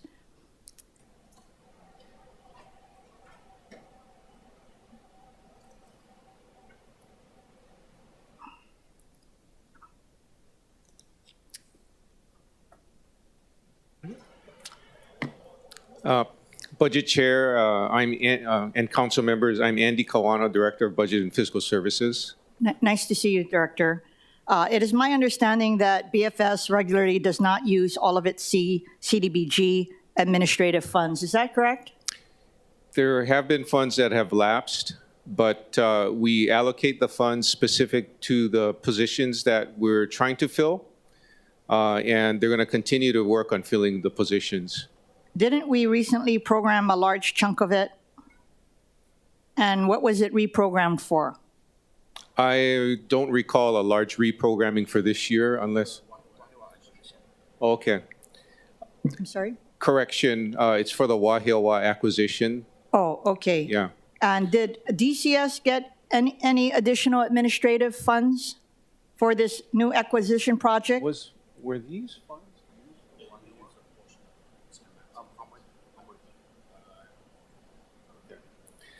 DCS did not receive any allocation of the funds that were allocated to the Wahiawa project. I guess just ask, because this is a lot of money. So I just ask that as you work with DCS that maybe you can contemplate DCS to get some of these administrative funds. Okay, we'll take a look at that, Council Member. Those are good points. We just have to make sure that the funds are allocated in proportion to the work done for CDBG for administrative purposes. Anyway, thank you so much. Thank you. Vice Chair Wire. Thank you, Chair. And mahalo, Director. This might be for DCS and also Deputy Director Administrator Young. I just wanted to see if we could walk through how administrative costs play into these awards. So are nonprofit providers being awarded admin costs in any of these programs? Usually not. So with regard to, let's take, for example, Emergency Solutions Grant Funds, the homeless funds. It's 7.5%, and we reserve it for our personnel so that we can defer costs from the city general fund. So where appropriate, we will use the admin funds for city operations so that we're not spending general funds on salaries and fringe. So when you say 7+%, are you talking about, or you mean HUD or the federal regulations limit the amount of monies from that funding source that can be used for administrative activities? Yes. Okay. So for example, I believe it's 10% for CDBG, and I believe it's 7.5% for emergency solution grant. It varies by the formula grant that we receive, but I'll get you the information, the correct information. So when, just in your experience, when nonprofits come in to apply for these funds, how do they typically cover admin costs? So there's two ways that they can cover admin costs. One is they can put their people in as direct service employees. So for example, where you have a manager who might be doing 10% of the work in a contract, you can cover up to 10% for that manager, and the rest would be direct service employees or whatever that fraction is. The other one is depending on whether or not they have a federally approved indirect rate. So for those that do have a federally approved rate, it can be as high as 23%. But usually each contract will have what we call a de minimis indirect cost that they can claim for rent, for electricity, for whatever it costs for their operations, the back room, accounting employees.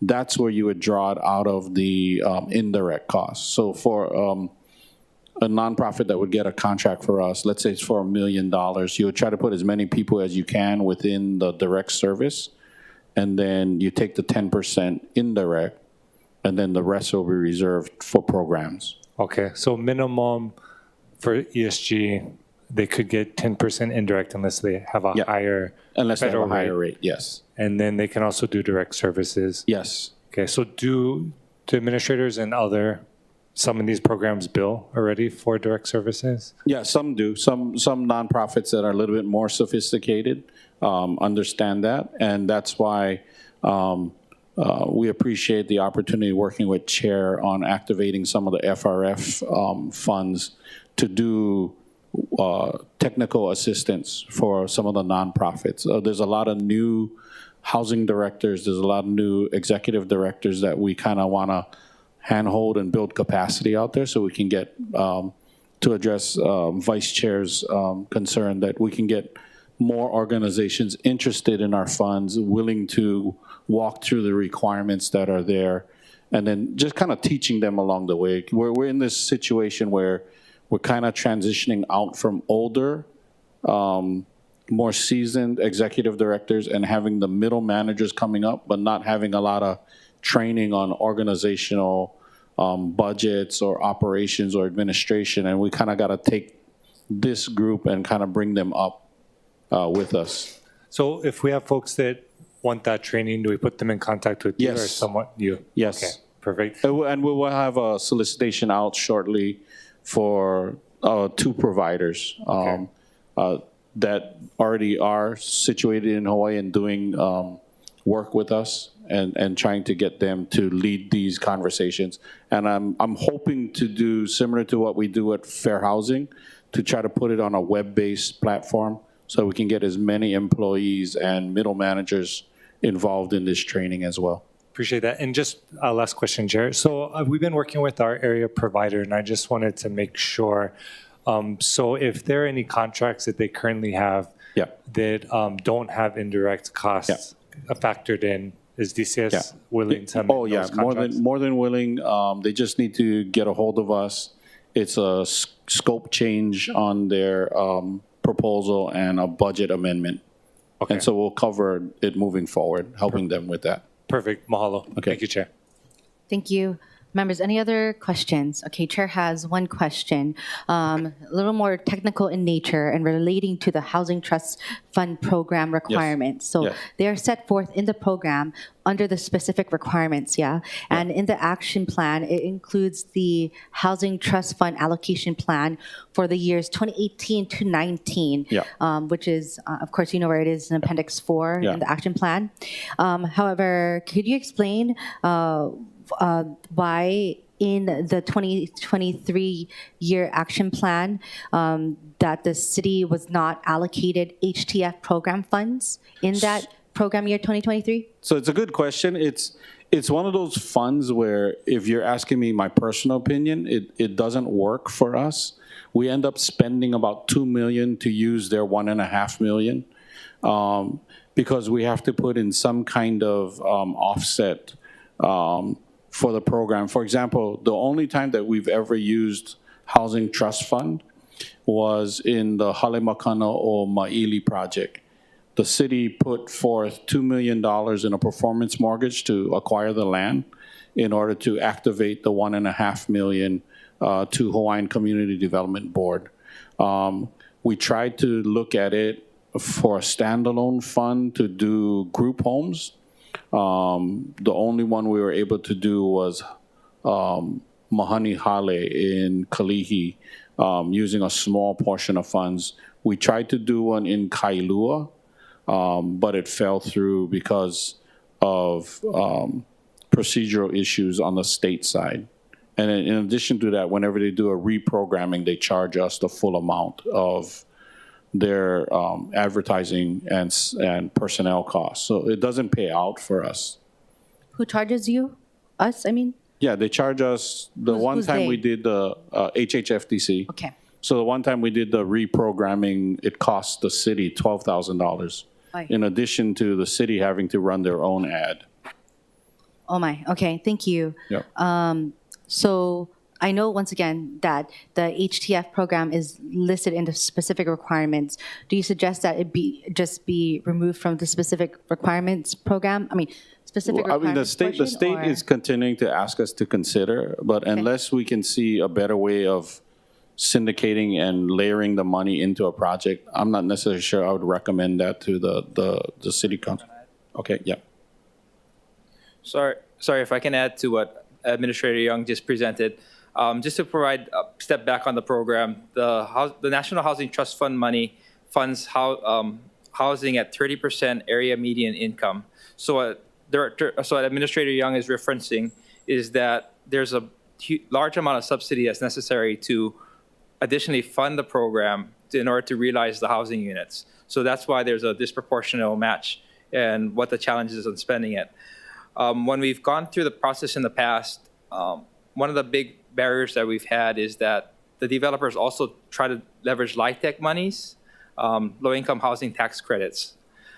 And if they don't get awarded, it affects our timeliness. So we also have to start working against the clock. So we've had projects that Administrator Young mentioned that missed the LIHTC funding for that period. And by missing that LIHTC funding for that period, triggered the reprogramming. So we started chasing after that point, to make sure that project was eligible for funding. It's not that the city or DCS is against 30% EMI housing. It's just that it's just been tough to package and spend on a standalone basis through this housing trust fund. Thank you. And is that process now able to not let us pay like a $12,000 to HHFDC again? Are we saving ourselves there? Until we can work out a better process so we sync up better with what HHFDC is doing, so we can have more certainty that when we move one of these projects forward using Housing Trust Fund money, they will get the additional funding that the state has to match it. Then, at that point, we definitely consider it, because we're definitely interested in 30% AMI housing. We know that's a big gap and need in the community.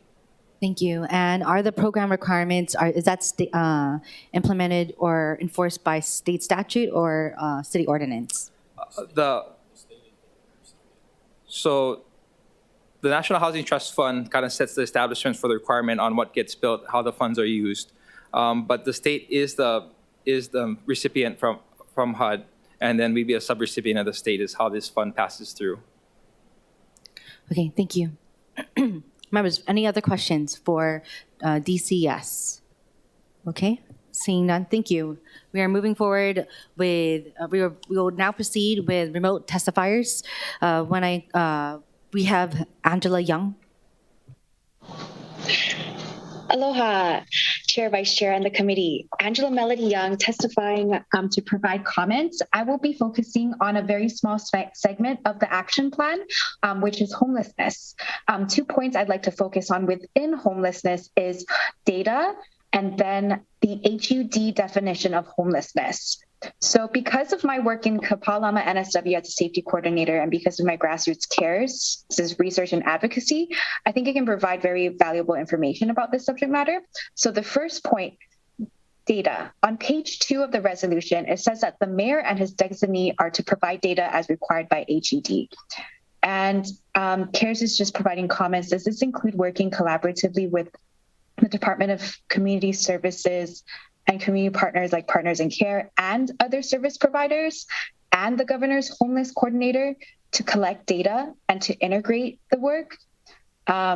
Because in the Senate Committee of Hawaiian Affairs for the discussion of kahales, like building the homeless villages, the governor's homeless coordinator mentioned potentially contracting with service providers to collect data using the homeless service utilization system.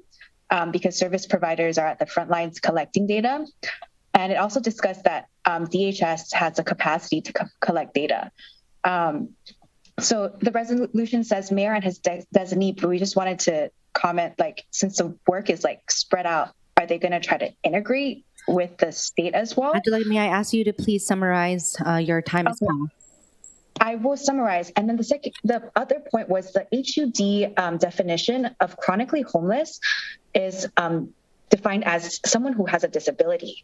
So that should be for consideration because it is it's a definition as Angela, defined thank you. in the U.S. Code. Thank you, Angela. Okay, there being no remote registered speakers, is there anyone else who wishes to testify? Okay, now we will proceed to in-person testifiers. Okay, Ms. Ellen, please proceed to the podium and begin by stating your name. Hi, I'm Ellen Kikipi Awai.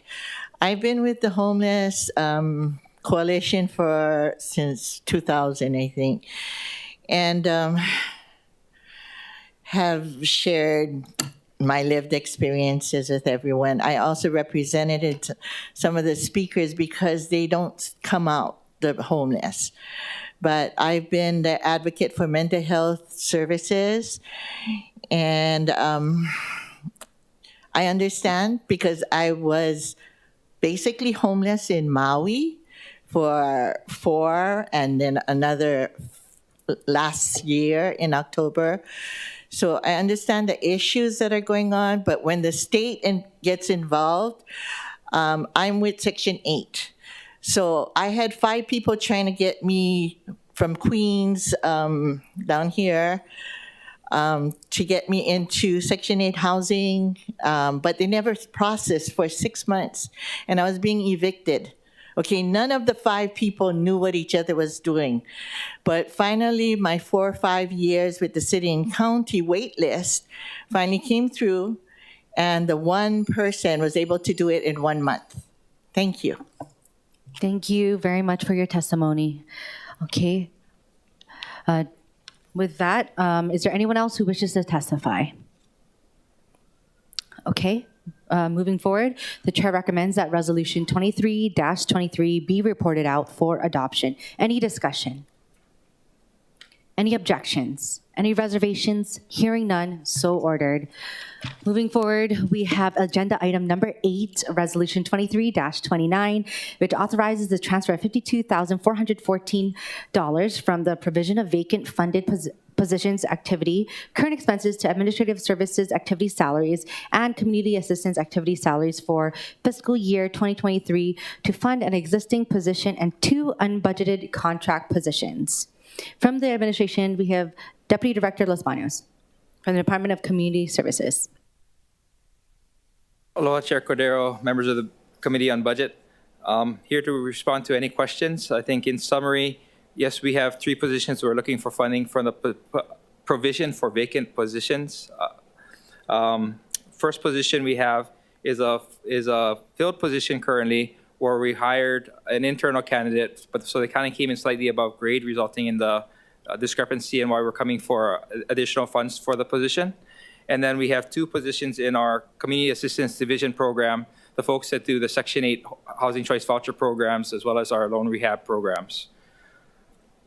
So these are 2 positions that we need to kind of keep the work moving. Happy to take any questions. Thank you, Deputy Director. Any questions for Deputy Director? Okay, sensing none. I'll go to, is there any in-person testimony, registered testimony, or online registered testimony? I'm sensing none from the clerk. I'll go to live testimony. Is there anyone in the audience that wanted to testify on this? Okay, none today. Is there anybody on Zoom that's not registered that wanted to testify? Not seeing any hands. There are no remote testifiers to speak, no in-person testifiers to speak. Let's see. Good to pass on, yeah. Okay, so I recommend that resolution 23-29 be reported out for adoption. Any discussion, any objections, any reservations? Hearing none, so ordered. Thank you, Deputy Director. Okay, moving on to agenda item 9, resolution 23-30, approving the City and County of Honolulu's Home Investment Partnership Program, American Rescue Plan Allocation Plan, and authorizing its submittal to U.S. Department of Housing and Urban Development. I believe we have Administrator Daryl Young from Department of Community Services here. Thank you, Vice Chair. Daryl Young, Administrator, Community-Based Development Division. So Resolution 2330 is the submission of the Home American Rescue Plan allocation, Home American Rescue Plan allocation plan. This is based on a survey that we ran last fall. We reserved a lot of the monies into affordable housing development so we can work toward that and layering out with the affordable housing fund that we have from FY23, as well as the FRF funds that the council generously gave us in Appendix A. So those are all getting layered out. This plan needs to be filed with HUD by the 31st of March. And then once we get that done, we can go out for a solicitation. Once the solicitation is done and we recommend and select projects, we'll come back before the council with a 27th year action plan amendment to put those projects into the plan. Thank you. Thank you. Okay, so I'm not sure what questions were asked at the moment, but who are the target beneficiaries for this allocation? So again, it's so it's American Rescue Plan, so it's going to have some COVID nexus to it, as well as it's designated for elderly, homeless individuals or individuals at risk or experiencing homelessness and victims of domestic violence. Okay, and does the plan include construction or acquisition of affordable housing? Yes. So about $8.2 million is allocated in there for construction. Okay. 1.25 is set aside for supportive services, but for the council's edification, we do have up until 2030 to expend the funds and to reprogram these funds. So if we find out that we set aside too much supportive services and we want to put more money into construction, we can do that with a reprogramming. Okay, and how many units are projected to be constructed or acquired under this plan? Roughly, I believe it's 23. I think we spell it out in the allocation plan. Okay. And that's based at $350,000 per unit, roughly, is what we kind of used it as a guesstimate. New construction, as I shared with some of you, new construction's running about $600,000 per unit, ground up. Renovation rehab is running between $250 and $300. So we kind of picked a median in between there. Okay, and along with the funding, does this plan include methods to assess the effectiveness on decreasing the number of those experiencing homelessness? Yeah, so part of what we need to do with this home monies, it's a 20-year commitment.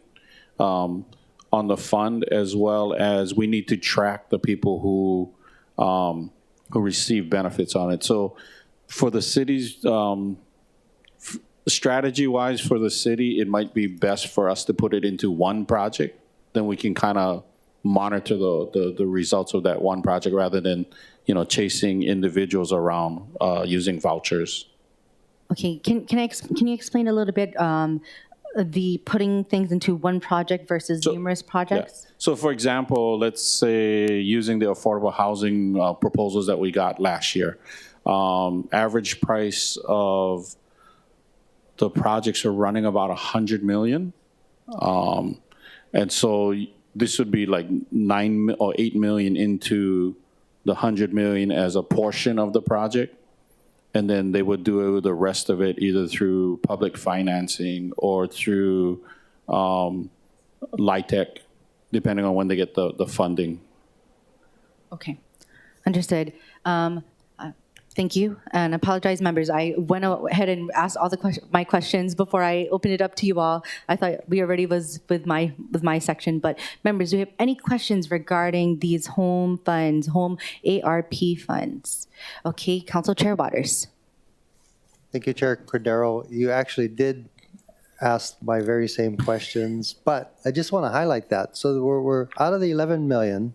Yes. In the plan, 8.2 million is for construction of affordable units. Yes. And that's to build affordable units for elderly, homeless folks, and victims of domestic violence. Is that what we've prioritized? That's the eligible populations. Right. So it all depends on the developer and the project that they're going to bring in for us. So if someone wanted to come in with a senior project, that's probably a little bit more manageable, more easy, because your population is kind of stable within there. Right. And I'm turning to page 27, Yes. which does say 23 affordable rental housing Yes. units. I mean, it's just hard to imagine that for $8 million, we only get 23 units. Yeah. Are we able to use any of this money to purchase land? I think we could, but we would do it as a solicitation. So we would do it. Our thought is we would put it out as the third of 3 solicitations. I think we shared some of that with council members. The Affordable Housing Fund, we have about 11 million in there. The 20 million you gave us, and now this 8.2. So it gives a developer team, an array of resources that they can look at. I want to take some of this for 60%, some of this for 30%, some of this for another 60%. I'm going to do my LIHTC and, do some 80% and try to get a balance within the building to make it successful. So that's our whole hope, is to get this out, working with the council to get about $40 million out within the next 6 weeks.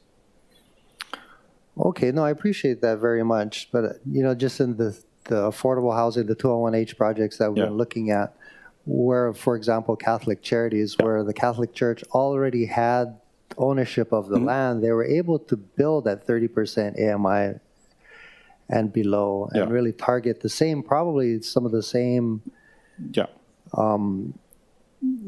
parts of the community that we're looking at. Yeah.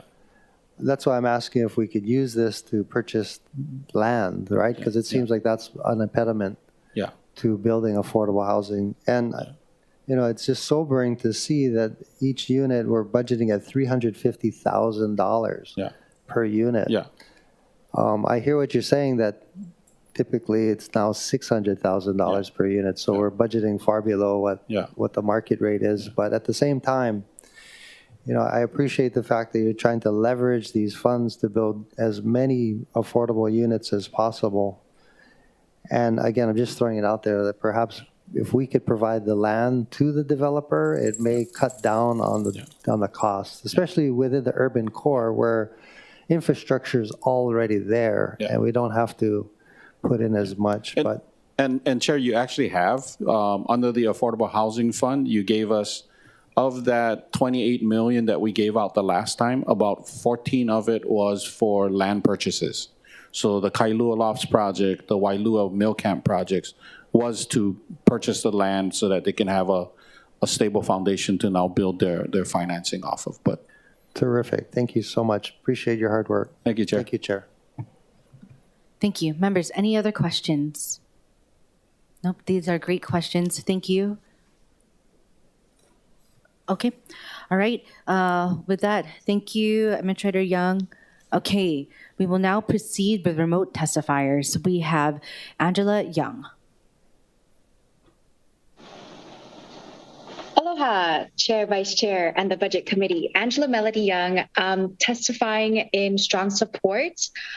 So, there are times when one doesn't have to be so technical with definitions.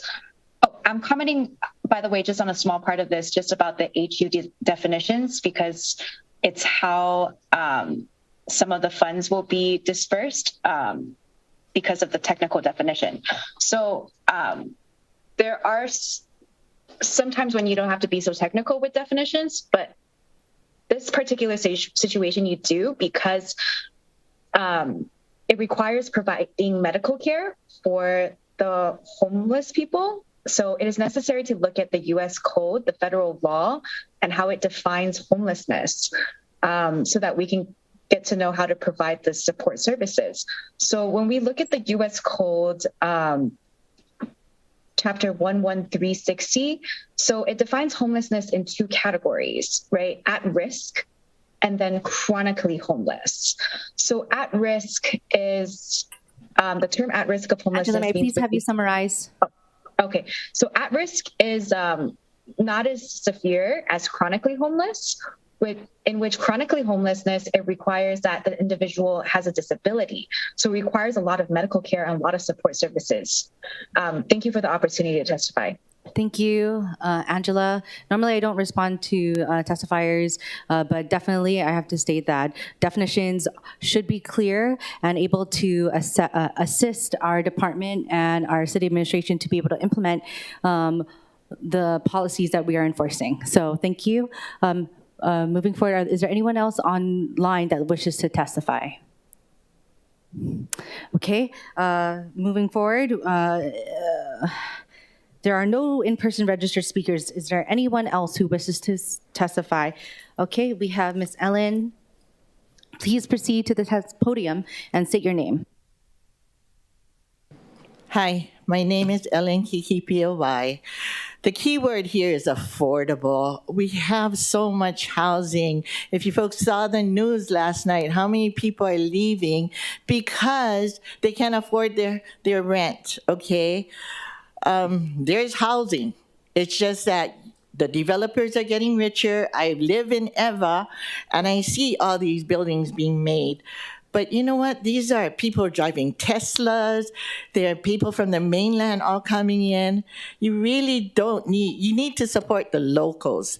And I've seen, 20 years ago, I've seen it where at Ala Moana Park, about 6 o'clock in the afternoon, you see all these old Asian women pushing their shopping carts to the Ala Moana Park. And that's how sad, because they had no control over their household. And then once their spouse died, they had no income coming in. Okay, I've been in Maui. Luckily, there was 24-hour stores being open, like Safeway.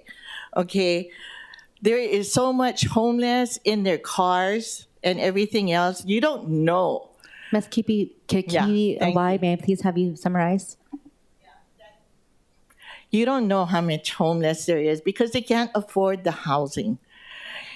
Thank you. Thank you. Thank you for your testimony. Okay, is there anyone else who wishes to testify? Okay, seeing none, members, we are in discussion. Vice Chair Kiaina. Thank you. Just brief comments. I just wanted to commend DCS for your administration of this program. To have 90% of this funding going to acquisition, production, or rehabilitation of affordable rental housing is direly needed. I also appreciate your consultation process with a wide range of organizations. And again, not to be a broken record, I just hope that we could utilize all the good work of this program in the CDBG program. I know it has been challenging, but I have every confidence that we can get there over the next couple of years. Thank you. Thank you. Okay, members, we are still in discussion. Any other comments? Okay, seeing none, the chair recommends that Resolution 23-30 be reported out for adoption. Any discussion? Any objections? Reservations? Hearing none, so ordered. Moving forward to agenda item number 10, we have Bill 45, providing incentives to businesses located within certain areas to create new jobs and generate economic benefits for the city.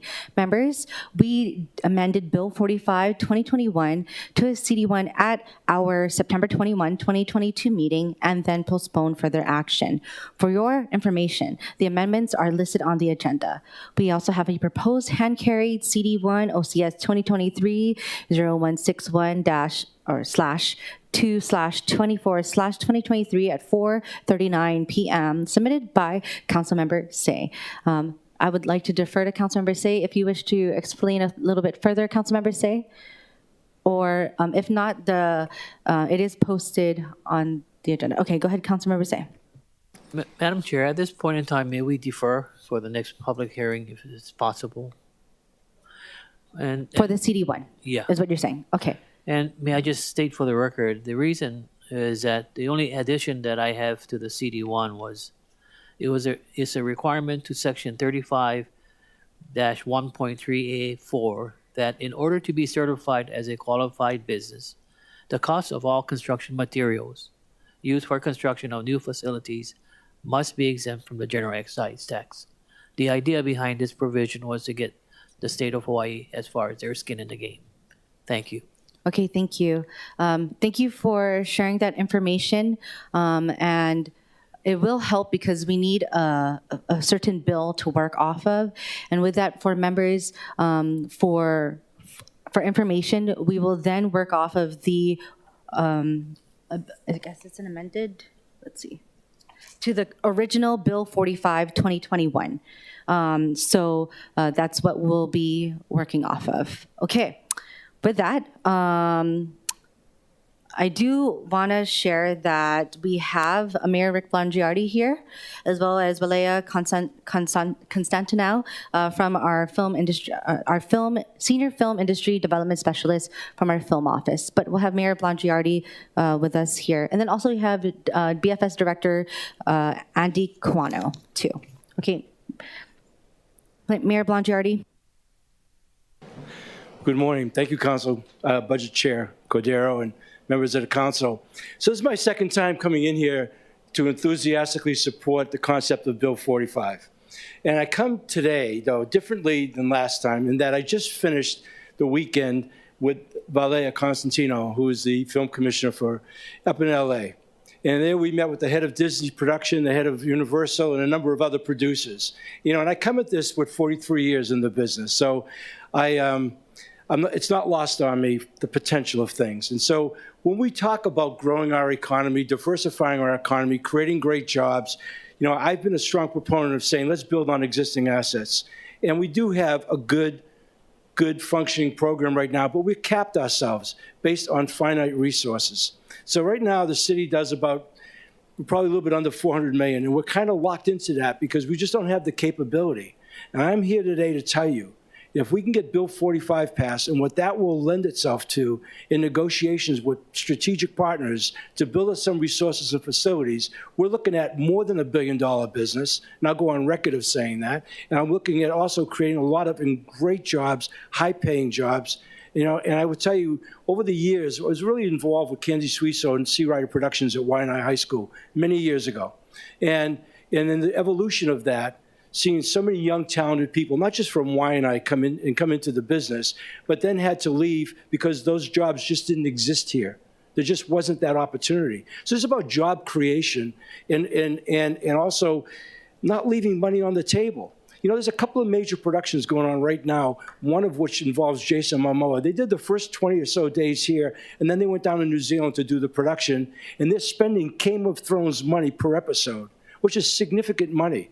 And the same is also true with the video that the film that Rock is doing. So 45 is a catalyst for us to really get into some serious negotiations with clean business that we can accommodate, because the demand for Hawaii, I'll tell you right now, we're turning away business. And in any business model you look at, you say, is there a market opportunity? Is there a need?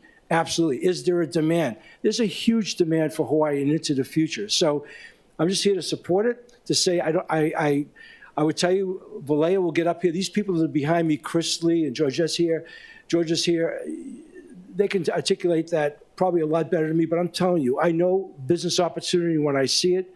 45 is key to that, and we can do really, really well by this island. So that's all I wanted to say. Thank you for the opportunity. Any questions? Thank you. Mayor, I have a question for you.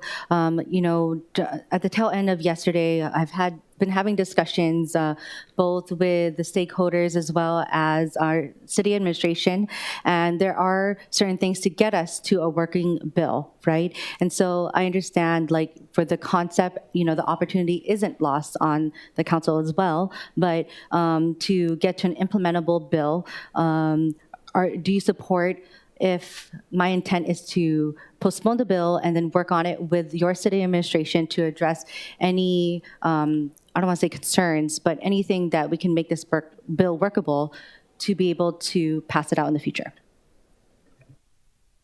Let's do it right. The opportunity is huge. Time is of the essence, if you will, because, say what you will, this is going to take a while to enact. But I want to be sure we do it right. And if that's what you need, I'll support that. I just want to make sure that in earnest that we go after this, because this is a key for us to open up a really strong segment of opportunity for this island and for future generations. Thank you, Mayor. I just want to state that we can pass something that we may not end up being able to do. And I'm not suggesting that. I think the concept as was introduced is exactly what was talked about. I don't want to necessarily go back on the campaign, but I can tell you the campaign was endless Zoom calls, right? And so I don't know what a re-election campaign will look like, but during that campaign, it was 5 or 6 Zoom calls a day, 6 or 7 days a week, nonstop. And so you had all these small audiences over and over again. Sometimes the groups were 6 or 8, sometimes there were 50 or 60.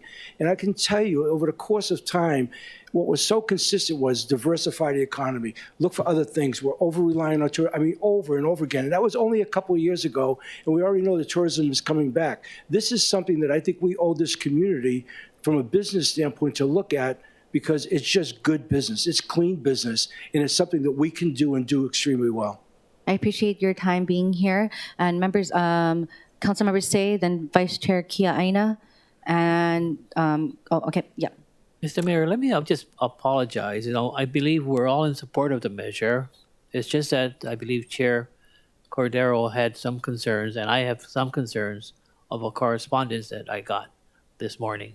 Okay. And that is the reason why I'm asking for the deferral. The vehicle will continue on. There's no doubt about it, and the discussion. But I'm like you. I want something that is solid proof. Right.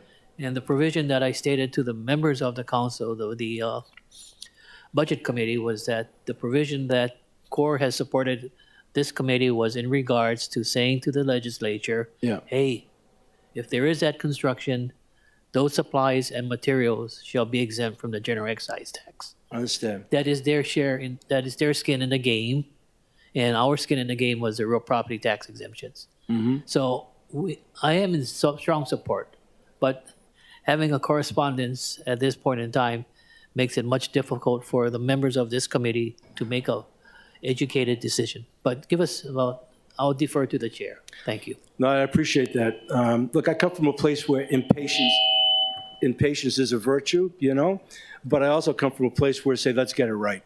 Okay, and I know how important that is. Anybody? Thank you, Vice Chair Kia Aina. Thank you. I also fully support this measure, but will be deferring to Councilmember Say and Cordero on improving it. I do want to say, with regard to the incentives for the creation of jobs, I just want to reiterate, and if it's not clarified, that those jobs stay here, either on Oahu or in the state of Hawaii. So if it's not clear, I would like to clarify that.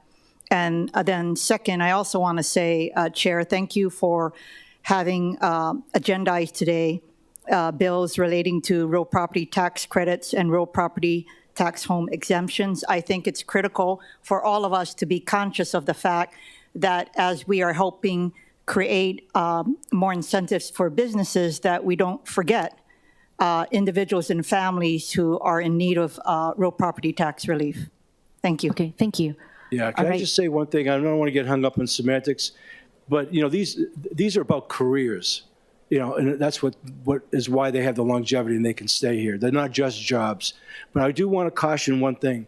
We can't do it 100% local in the beginning. We're going to need people to come in here and train and develop people because these are highly specialized bodies of knowledge that is quickly evolving with technology and whatever, just so you know.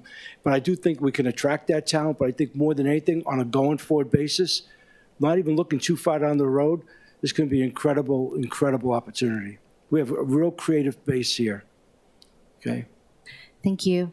Okay, any questions for the mayor before we move on to Valea and then BFS director? We will have opportunities for both of them as well. Good. Thank you, Thanks for the Mayor. We opportunity. really I really appreciate it, and we're appreciate it. glad Thank that you're back here. Oh, and also great seeing you at the Great Aloha Run. I got a little sunburn. Can I just say this? I was very proud of you to see you running that. Where were you, Chair Waters? I didn't see you running it. Yeah. I have to say, Mayor saw me because my husband was dressed up as a Shiba Inu. Yeah. No, that was impressive. That was good. Anyway, thank you all. I really appreciate it. Thank you. Thank you. Okay, next up we have Valea Constantinou. Sorry if once again I'm saying your name incorrectly. Please correct me so I may serve you justice. Okay. Hi. Welcome back as well. Thank you so much. Okay. Oh, yeah. Thank you so much. Valea Constantinou, Film Commissioner, City and County of Honolulu.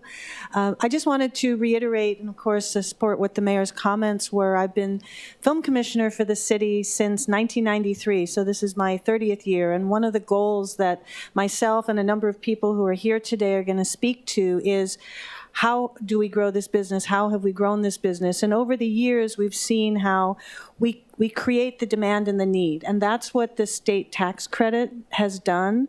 We have a very solid state tax credit. It was put into place in 2006. We began to see growth immediately from that. And then as it's progressed, we've seen how the jobs are created, how many more members are in the unions, how many more businesses are utilized.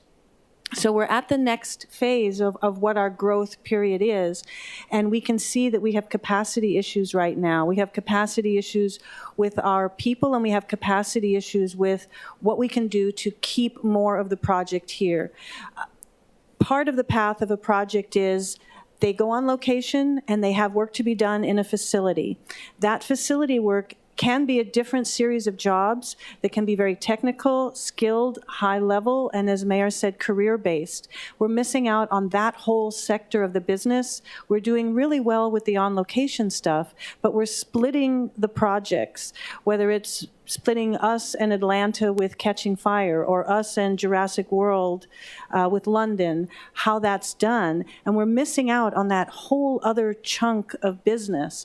When you have those kind of scale projects, and we are a premium location, so we are looking at scale of projects that are 100, 150, 180 million, we're leaving $80 to $100 million of business out of what we could be bringing here and servicing all the jobs that creates and all the economic development that does. So that's what this next phase is going to address so that we can more permanently and sustainability create those jobs for our people to live and work in a living wage, diversified economic type of industry. So with that, any questions I might have, and you have a great brain trust behind me with other film industry people. Thank you. I don't know if we call you specialist or administrator, Constantino. Film commissioner. Okay, commissioner. Oh, commissioner?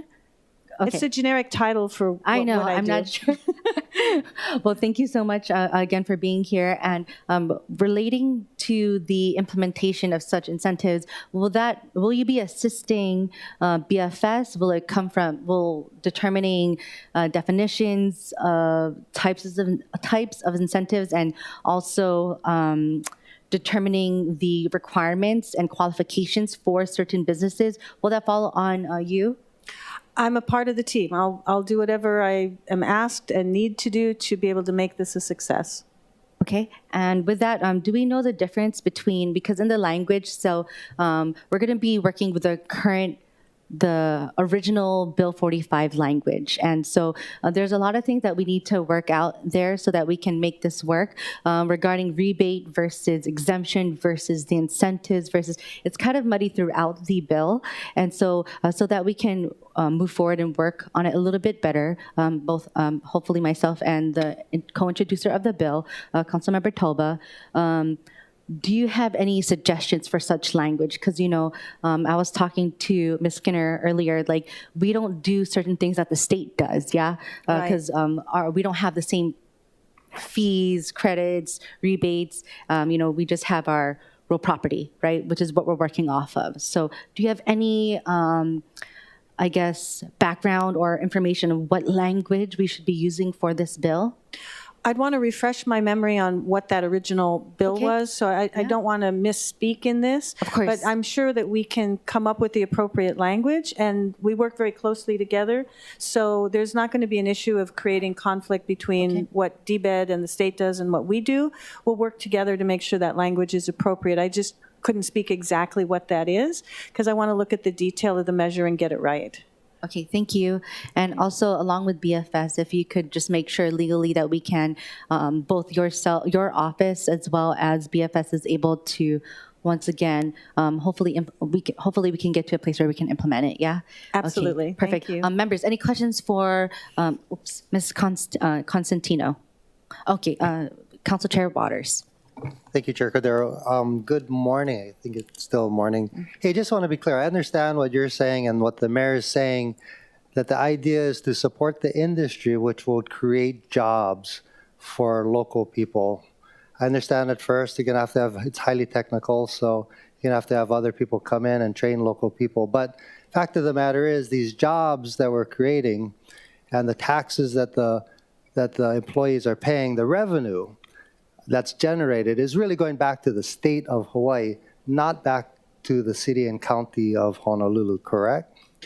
It's a bit of an indirect formula, because ultimately what you want to do is have a successful population base that will then spend the money that comes back to the city. It's maybe at one or two steps removed. So you're creating the opportunity for people to live and work and buy a house and put their kids in school and do all of those things that do come back to us, but it is a bigger picture, to be sure. I mean, again, I think this is what Chair Cordero is talking about, that really the only revenue source that we have at the city level is your property taxes. So what you're saying is that you'll create good jobs for people to buy a home or apartment and then pay property taxes. That's where the city generates the revenue. I mean, and it is, what was the term that you used? Like it's secondary. It's not a direct where we get the immediate money. We're creating a more solid economy so that we can grow our base, and by doing that, we then all benefit for sure. Right, and that this would be sort of the city's skin in the game, that we're not going to collect the property taxes on this property. I'm just saying what triggers this is you have to invest $75 million, right, to be able to qualify for this. And just doing the math, if you exempt a building worth $75 million and you tax it at the commercial rate, that would be exempting or forgiving $930,000 per year. And for 30 years, we're talking about $27.9 million that otherwise would have been collected. But that's the investment that you're asking us to do. I just want to be as clear as possible. The investment that you're asking us to do is to invest what would be income of $27 million in order to provide jobs for people so that they can live, work, and play here in Hawaii. That's what you're asking us to do, right? Correct. Okay. Thank you. And we'll, as much as we can possibly project based on what we think the level of the job, the amount of money that they would spend, I'll work with DBED to try to project what that $27 million offset would be, and I venture to say that we'll be quite in the positive of it.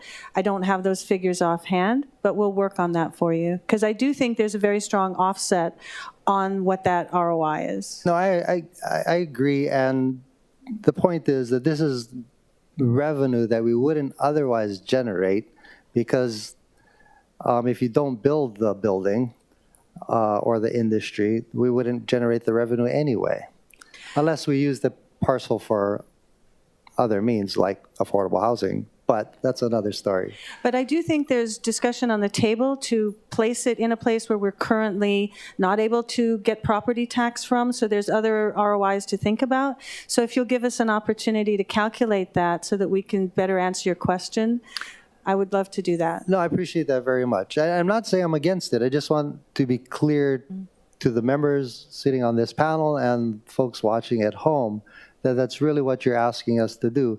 And I'm not saying it's a good or bad idea, because it very well may be a good idea. And I know we have folks from the industry here who would testify to that. And I appreciate that very much. Thank you. Thank you. Thank you. Ms. Constantino, I was wondering regarding, of course, you know that we're going to be working on the bill language, and there's a few things that if you could also look forward to helping us really hone down, because right now in the bill it says result in the economic expansion of the growth industry engaged in by a business within a neighborhood TOD area.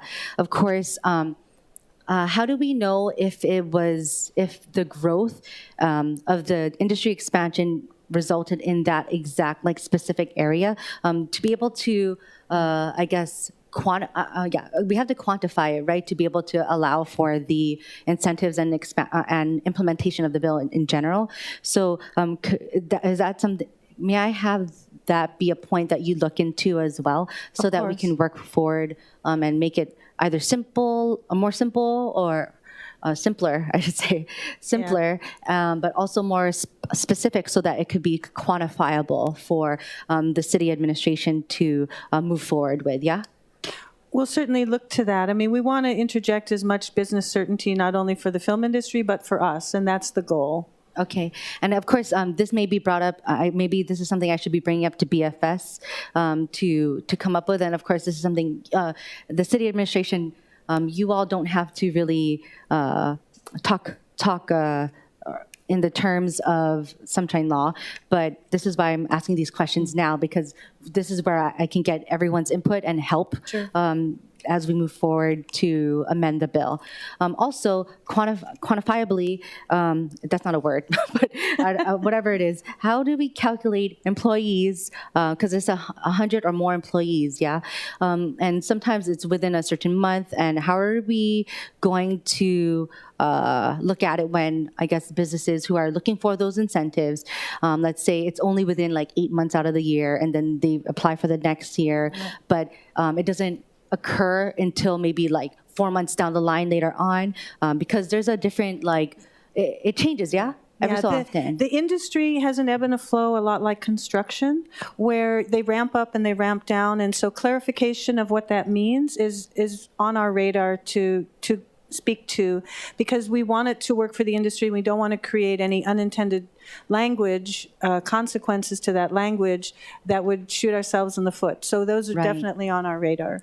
Definitely, thank you. So I look forward to speaking with you further about that, because whether it's be an average, an average over a year versus when you apply for it, on January 1 or something like that. Right. So that's something we definitely need to work on and implement into this bill to become a workable bill.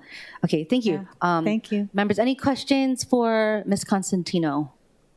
Okay, perfect. And I'm very happy for that. We have our Department of Budget and Fiscal Services Director, Andy Kawano, here with us as well. Members, we'll have you speak first, and then we'll open up for questions. Please proceed. Yes, Budget Chair Cordero, Chair Waters, Vice Chair Kiaina, Council Members, Andy Kawano, Director of Budget and Fiscal Services. I had some discussion points about the CD1, but since we are where we are now, I'll answer questions. But I'm happy to say that we'll work with the administration team and work on a bill that can be implemented, as you stated, Budget Chair. So that's the focus right now. Thank you. And I did, as you heard, I had questions regarding like quantifiable like measures and qualifications for businesses, because we want to be able to make sure that the city administration is able to take in those applications and then implement the incentive. Yeah. So first off, going back to the first question regarding the difference between rebate and exemptions and different things that are actually in the original bill. Yeah. So do you have any suggestions or recommendations on what type language we should be using? So the exemption really is a deduction against the assessed valuation, and you deduct versus the assessed valuation to get to the next net taxable value. That net taxable value is multiplied by the tax rate to get to the tax bill. So it happens earlier on. From an operational side, Administrator Takaro's department would be involved in exemption, implementing that. So it would be, oh, sorry. Yeah. It would be go ahead. RPAD that will be doing exemptions. Okay. Yeah. Okay. The rebate will typically happen after the payment is made. So there's typically a delay. For instance, we have in place, and we're going to talk about it later, we have a low-income credit program to provide relief to low-income taxpayers. When that program is applied for, the application gets submitted on September 30 of each year. It gets reviewed, it gets approved. The actual credit, for instance, which is similar to a rebate, is not taken till the following year. Does the city administration have a specific suggestion or request, whether it be the rebate or the exemption? It really depends on what council members want to do, how you want to handle it. I think for the exemption, there's fewer steps, to be sure. I also feel that from a technical standpoint, we just have to make sure that, we adjust the right parts of ordinance so that we keep things intact. So, exemptions should be with exemptions and so on and so forth. So we just have to think that through. There's a timing element too, because construction takes years. And the current wording in most of the versions relate to the increase in assessed value or the increase in taxes paid, from a point in time. We got to think about what should that point in time be, because to make this incentive attractive, you don't want to start charging for taxes on increases on property or on a new lease. Let's say the film company gets into a lease and their situation becomes taxable. If it takes 4 to 5 years, 4 years, 3 to 4 years to do the construction, you want to make sure that they don't start paying taxes before they actually get into operation. And before the exemption or the tax rebate goes into place. So we just have to make sure we get it right. The rebate and exemption as well could be 100%, it could be 90%, it could be 75%, right? Some of the versions of the bill offered a percent reduction, not 100%. Okay, I understand. Oh, okay, so the point in time currently is that, do you happen to know if that, do you know if any part of the city administration has any idea on what best or when best to implement such incentives? Like would it be starting construction, or would it be starting the actual business? It's not just construction. I don't want to complicate things, but there are requirements, as you discussed earlier with Valea. There's the new job, the new positions, new jobs, and new employee requirement as well. So that comes into play, right? Because you have to, if it's 100, some of the versions of the bill has 100. When that happens, could be different from when construction happens. The bills say that all the requirements have to be met, so it's probably the later one. So that point in time has to be thought through so that when everything's implemented, you don't have the consequences that you don't want. You know? Okay, thank you. To make it workable, hopefully, Director Kawano, I would like to request that if you, me, and Councilmember Toba work together on such quantifiable language so that we're able to get to that point. Yeah, Thank you. yeah, it's we just have to think it through. And as noted by council members, they want local jobs. Yeah. But as the industry experts stated, that initially there's going to have to be training, so the technical expertise has to be brought in. So that has to be factored in too. Understood. Okay, thank you, members, for allowing me to ask questions first. Are there any questions for Director Kawano? Okay, all right. Okay, of course, I could ask, we could, myself and Councilmember Toba can ask further questions to clarify specificities, excuse me. What is the department's understanding of the anchor institution in the original bill? Is that definition specific enough? Is that something we should look into as well? I think with regard to anchor institution, whether it's in the bill or not, we should probably talk to the industry to find out if it's something that's workable. But the industry wouldn't just be like one type of industry, though, yeah? Because anchor institution is, it could be many different types of industries. Yeah. I mean, if you keep the definition of growth industry, it could be a lot of different industry. That's correct. Yeah. Okay. Well, we look forward to working with the city administration on that. Yeah. So, okay. Any members? Okay. Okay. Thank you, Director Kawano. Thank you. Does Administrator Takara have? Okay. All right. With that, okay. All right. With that, we will now proceed with remote testifiers. We have Ms. Angela Young. Aloha, Chair, Vice Chair, and the Budget Committee. Angela Melody Young, testifying in strong support. So I used to live in LA and Hollywood from 2009 to 2015 for almost 7 years. So if anybody ever wondered why I wear costumes, it's because of this theater and entertainment background. But yeah, so CARES would like to testify in strong support. And currently, there are several legislations being heard at the state about this subject matter, SB 1237 for the Hawaii Film Commission, and a bill in the House to create more tax incentives for local productions. And then SAG was testifying, and there were some independent film industry organizations saying that they'd like more opportunities for their productions. I think maybe some of their concerns may have been because, there's not a lot of places to film, such as Kualoa Ranch. When you watch a movie, it's the same scene over and over again, whether it's like, I don't know, those. Angela, may I have you summarize, please? Okay, yeah. So, so CARES would like to ask for consideration to work with, to expand those opportunities, but then also consideration to work with the film and media students from West Oahu and HCC to develop their talents and to train them for the workforce. Yeah, there was a dance teacher. Oh, thank you.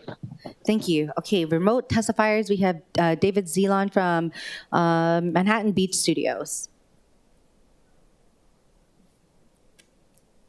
Okay, wait. Hold on. Sorry, Chris. I'll call you up later. No. This is for David because he had to go. David was actually the phone call that came in earlier. Oh, okay. He was online for like 3 hours, but he's in Los Angeles, and unfortunately, he had to. Okay. Can I call you up after? Yes. Is that okay? Thank you. Okay. We also have remote testifier Marisha Palma Elmore. Oh, okay. You're in person. All right. Okay. I'll call you up after. Is that okay? Okay. One moment. Okay, and then we have Tuiana Scanlon. Is that okay? I'm gonna call you up after. Okay, all right. We have another phone number. Hold on, one moment. Are we okay there? Okay. With that, is there anyone else online who wishes to testify remotely?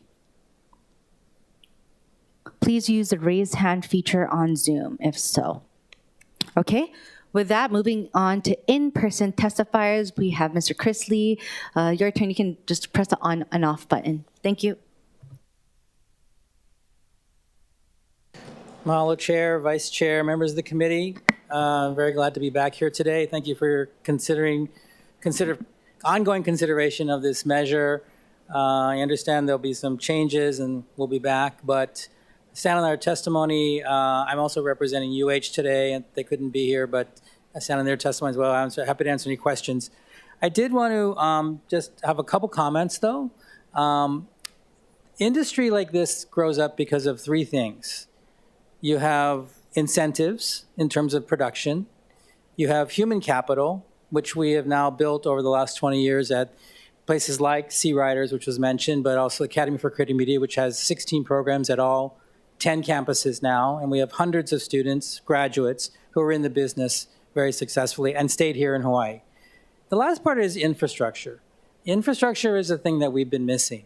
And as Valea testified, we sort of hit the ceiling of $400 million a year. Because when you have a show like a Jurassic Park or Jumanji, they can't, or currently Chief of War, they can't stay. They can't stay here. They have to leave. So this is all about making it possible to get the whole other side of the pie that we're currently not enjoying. And so thank you for my opportunity to testify today. Thank you, Mr. Lee. Okay, next we have a question from Mr. Lee. We have a question from Councilmember Toba. I got a question. Thank you so much for being here. Yes. Obviously, I'm supporting. So I want to invite the council members, if you haven't gotten a chance, to go to UH West Oahu. So we've been talking about how it'll take time before we get enough people to understand the entire industry. Would anybody know, when we talk about living wages, roughly, what does a tech guy make? What does a driver? So these all jobs all comfortably come under the heading of living wage jobs, often 6 figures, and we have members of the unions here that can testify to the specifics of that. There have been some questions today about the cost of this, and obviously property tax abatement is the only toolbox that the city has in terms of incentivizing various industries. And one of the interesting things about this bill is it's not just about this business, it's about all these businesses that have been designated by the state as a diversification of our economy and as a high growth industry.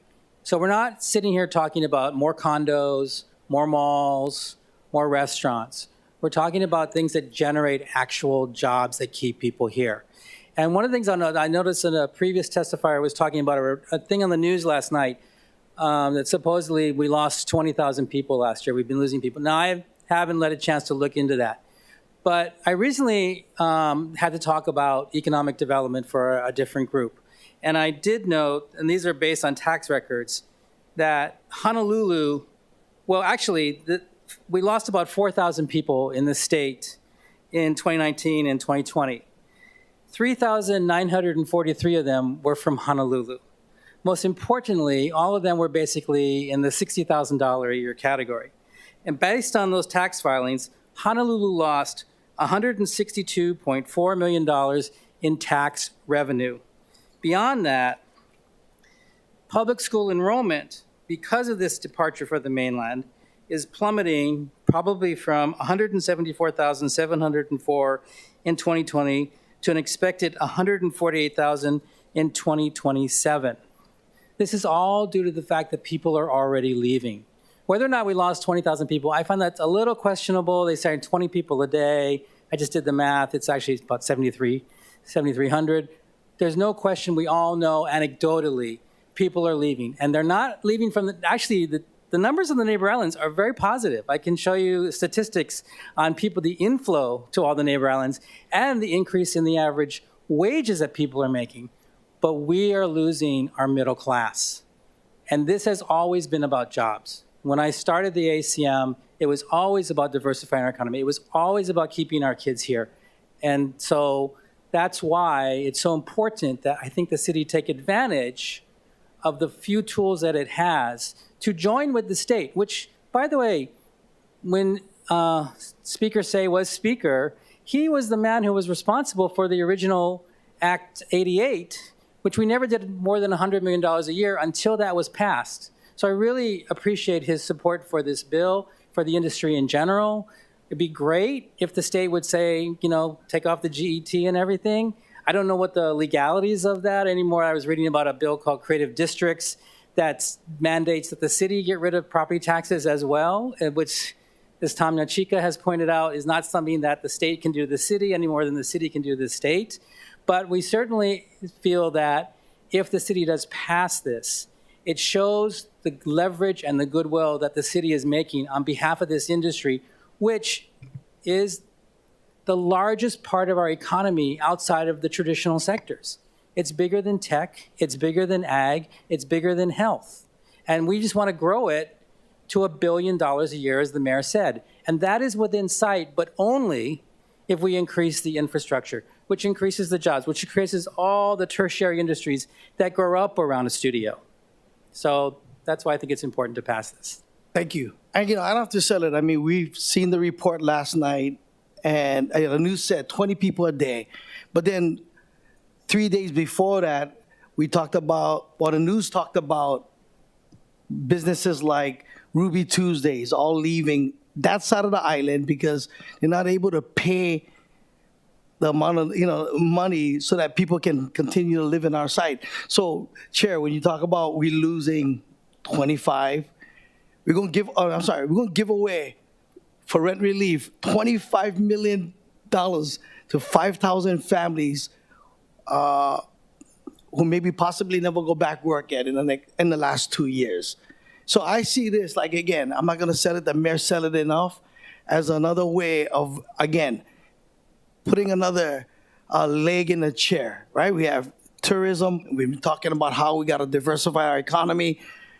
We have construction. We have medical. We have so much, I think, another leg to really strengthen our economy here in the islands and putting local people in homes that can pay for their rent, they can pay for their homes so that they can continue to live here and their family thrive in there. I mean, I know the union guys are probably have something to say about how this has helped families. So thank you, Chris, for that. Appreciate it. Just a comment. Thank you.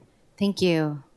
And once again, yes, as Mayor mentioned, the opportunity is not lost on us. We just want to get to getting it right.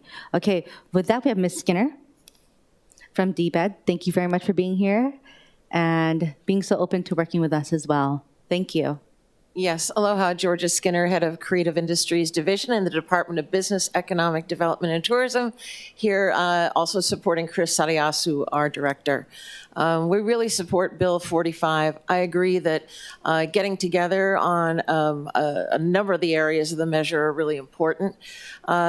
Similar to what the other testifiers have said, and you heard from the mayor, it's great to have the leadership of this city and county of Honolulu and Valea's long-standing tenure as leading the film program here. This is a collaborative industry, and 45,000 people started out in the creative economy in our state. Currently, we're at about 54,000, and of those, you can look at the creative industries, specifically the film and entertainment industries, being an anchor for this economic driver. One of the things that I think is important is looking at those things that are integrated, the tax credit, as we heard earlier, from the state perspective. And how is the state going to help with this? Well, you have to have the tax credit and a meaningful incentive or an exemption from City and County of Honolulu in order to build a multi-purpose studio, to be able to hire folks that are here in the industry and train them. To the end of training, and speaking specifically to the Good Jobs Challenge, we are, as a department, in partnership with the University of Hawaii on Good Jobs Hawaii. We have identified 5 different areas, and they're not just specific to entertainment industry or film and television. They are also animation, games, and other areas that are really part of the creative economy. Thank you, Ms. Yes. Skinner. Sorry, your time is up, but I do have a question for you, because I know that we were talking about credits and you know, of course, there's different language that we do want to be able to clean up and get clarification on it, or yeah, specific clarification on, so we know what we're doing, yeah? Do you have, so the state is a credit, yeah? And is that in the beginning? You know, you've heard a little bit from our budget and fiscal, so it's the beginning or is it in the end? Yes, so the way that the incentive works for the state level for the film tax credit is the production happens first, and then we review 90 days after they complete that production year and certify that. It then goes in with their tax return, and then once the final arbiter, which is the Department of Taxation, completes that, then they issue the rebate. That's such good information. Thank you so much. I look forward to speaking with you further. Same here. Thank you very much. Thank you. And I just wanted to let everyone know 488 million is what we looked at in this last 2022 year. So that's an enormous, it's the highest it's ever been. Once we build something, it'll be even higher. Thank you. Thank you, Ms. Skinner. Okay, next up, we have Marisha Palma Elmore. And please correct me if I said your name incorrectly. Thank you. Great. Thank you. And good morning still? Oh, good afternoon. Look. Oh, good afternoon. Right on the dot. Thank you so much for supporting the industry. Thank you so much for supporting creative workers here in Hawaii. I'll stand on our testimony in support of this Bill 45, specifically because we do support a robust and fair, and now I wrote the words, right? Because whether it's a rebate, an exemption, or a credit, whatever, you know, the robust and fair way that we can do that, we absolutely support. And I don't normally do this, so if I can beg the indulgence of the chair and the committee, I'd like to put on my other hat real quick. So I am the executive director of the Screen Actors Guild and American Federation of Television and Radio Artists, but I have a side gig. And my side gig is working at UH West Oahu. And thank you to Chris Lee for bringing me on 6 years ago. I teach a class called the Creative Professionals. And it's legal and business issues for people going out into the creative professional world. It's a 400 level class. Students take it before they graduate. And it's been an honor and a privilege to see these young people grow and expand and just enlighten our state and everyone around us with their creativity. A measure like this will go so far to keep that going and to build that foundation so that I'm saying now, thank you for 6 years. I come back and, God willing, thank you for 20 years, for 30 years of being able to teach these young minds. So again, thank you for indulging me in that a little bit. Okay, I'm putting on my union hat again. Actors are great, but also students are great too. Thank you very much.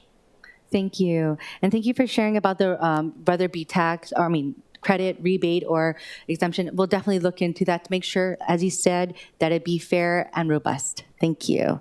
All right. Next up, we have Mr. Scanlon. Thank you. Aloha, Chair Waters, Budget Chair Cordero, members of the council. My name is Tuyana Scanlon, president of IATSE Local 665.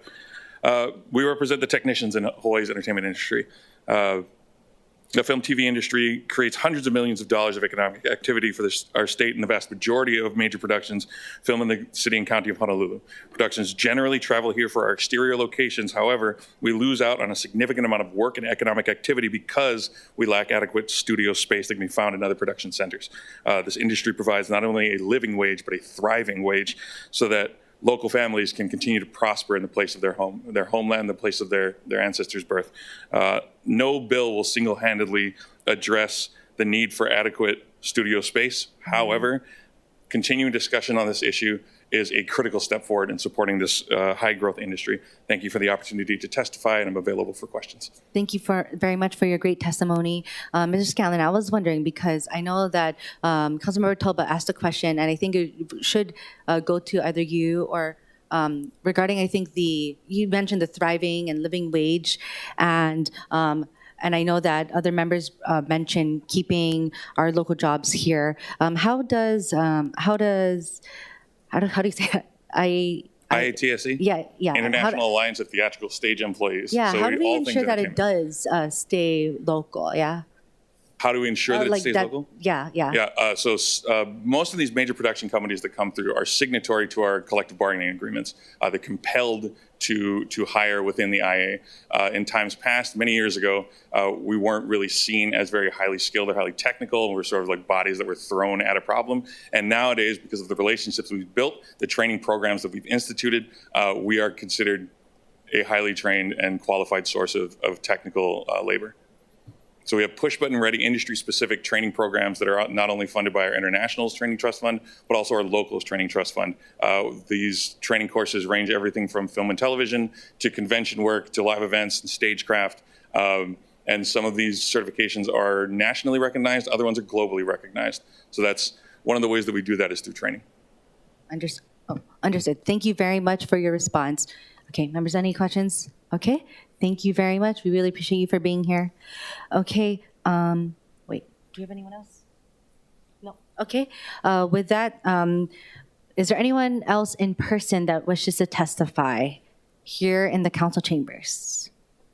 Okay, all right, with that, thank you. There being no further testifiers, members, I've stated my intent regarding this bill right now, so I just want to make the motion.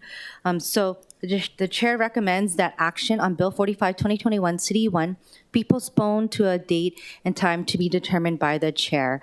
And we do have until September, but I do hope that we will get this out way before September. So for sure. And I can't wait to discuss these further with you all. Thank you. And also the co-introducer of the bill. Thank you.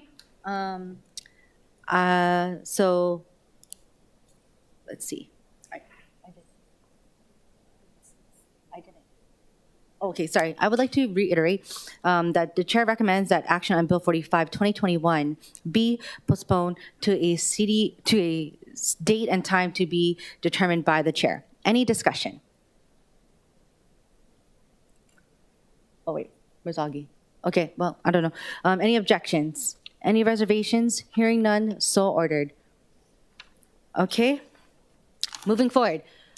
Thank you all so much for your time and patience okay, thank you. We have 4 more items on the agenda, guys. Okay, Bill 4, 2022, CD1, addressing the taxation of real property, particularly real property used as a transient accommodation. Members, we have a posted CD2 OCS 2022-0609/7/21/2022, 4:08 p.m., submitted by Councilmember Say. For your information, the amendments are listed on the agenda. Furthermore, the chair recommends further additional amendments just for clarification, because right now the bill currently has a enactment date that would be this year already. So let me just read them, yeah?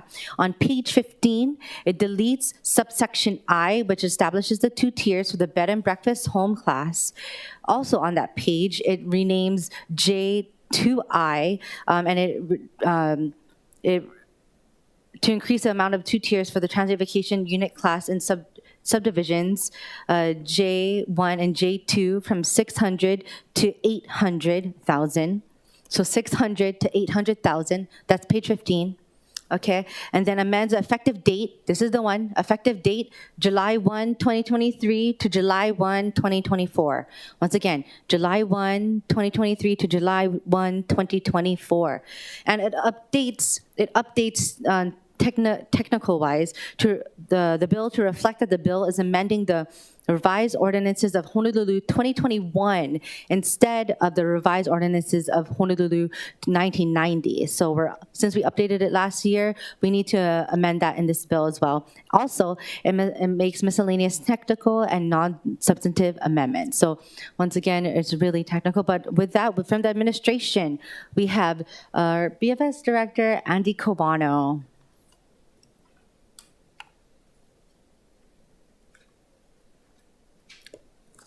Bill 4. Budget Chair Cordero, Council members, Andy Kawano, Director of Budget and Fiscal Services. With regard to Bill 4, I wanted to say that I agree with your amendments. They make sense. The effective date has to be pushed back to July 1st, 2024 because we have to go through the next assessment process to set the new tax classification for TVUs. Thank you. Members, any questions for the director regarding Bill 4? Vice Chair Kia Aina. Director, if this measure passes today, which I fully support, it will go to the full council for third and final reading. The 600,000 threshold seems really low, especially compared to the median price homes and condos in Honolulu. And especially when we know that they're very expensive and high-end short-term rentals. Do you have any thoughts on what would be a more appropriate threshold for the two tiers? Well, Council Member, Vice Chair Kia Aina, I will have Stephen Takara speak to that. We have some additional data that we've looked at.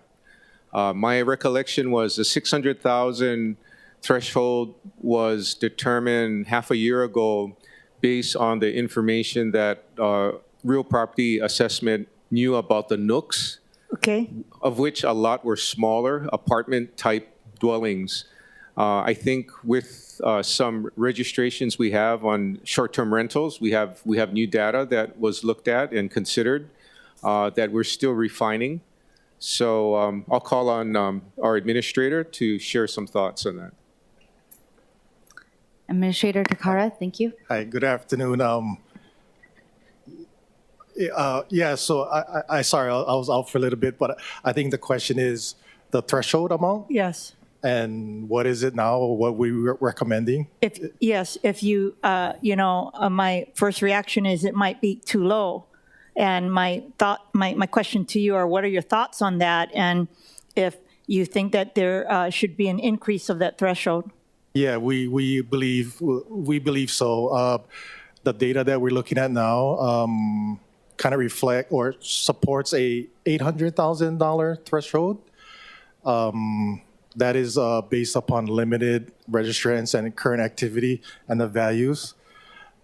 Thank you. Also, I hate to bring it up, but that represents right now about that threshold is about 75% is below that. Just to explain that logic. So would you be opposed, or would you be supportive of an oral amendment to increase the threshold to 800,000 today? This is final. This is the final committee hearing before we go to full council. Right, and I believe we had other conversations. The date on the existing bill may need to be changed. Right, Budget Chair? Yes, I know you're outside, but may I, with the indulgence of the committee, just briefly summarize what my proposed additional amendments to this posted CD2 is? Okay, really fast guide. Okay, first off, it deletes the subsection I for two tiers for B&B home class, which shouldn't be there. And then also it increases $600,000 to $800,000. And then it changes the amends the dates for enactment of July 1, 2023 to July 1, 2024, as well as the reference of the revised ordinances of Honolulu from the 1991 to the 2021 one. Chair, I'm so sorry. I did not, I think I selectively heard everything else. I did not hear you say that, but thank you so much. And then just my final questions is, do you have any projections on how much this measure would generate for the city's property tax collections? Ooh, that might be above my pay grade, but again, we're talking about tax rates, right? So maybe I can hopefully adjust it in a different way. So the projected number of registrants or participants in this classification with the existing, I think, Chair Waters, right? So the existing nuke list is about 700 or so, 770, I believe, thereabouts. Then you add the registrants. I think the registrants is projected to be between 2,000 and 3,000. So let's say 3,000, right? So that, again, that tiering, that 800,000 comes into play as far as what rates are involved with it.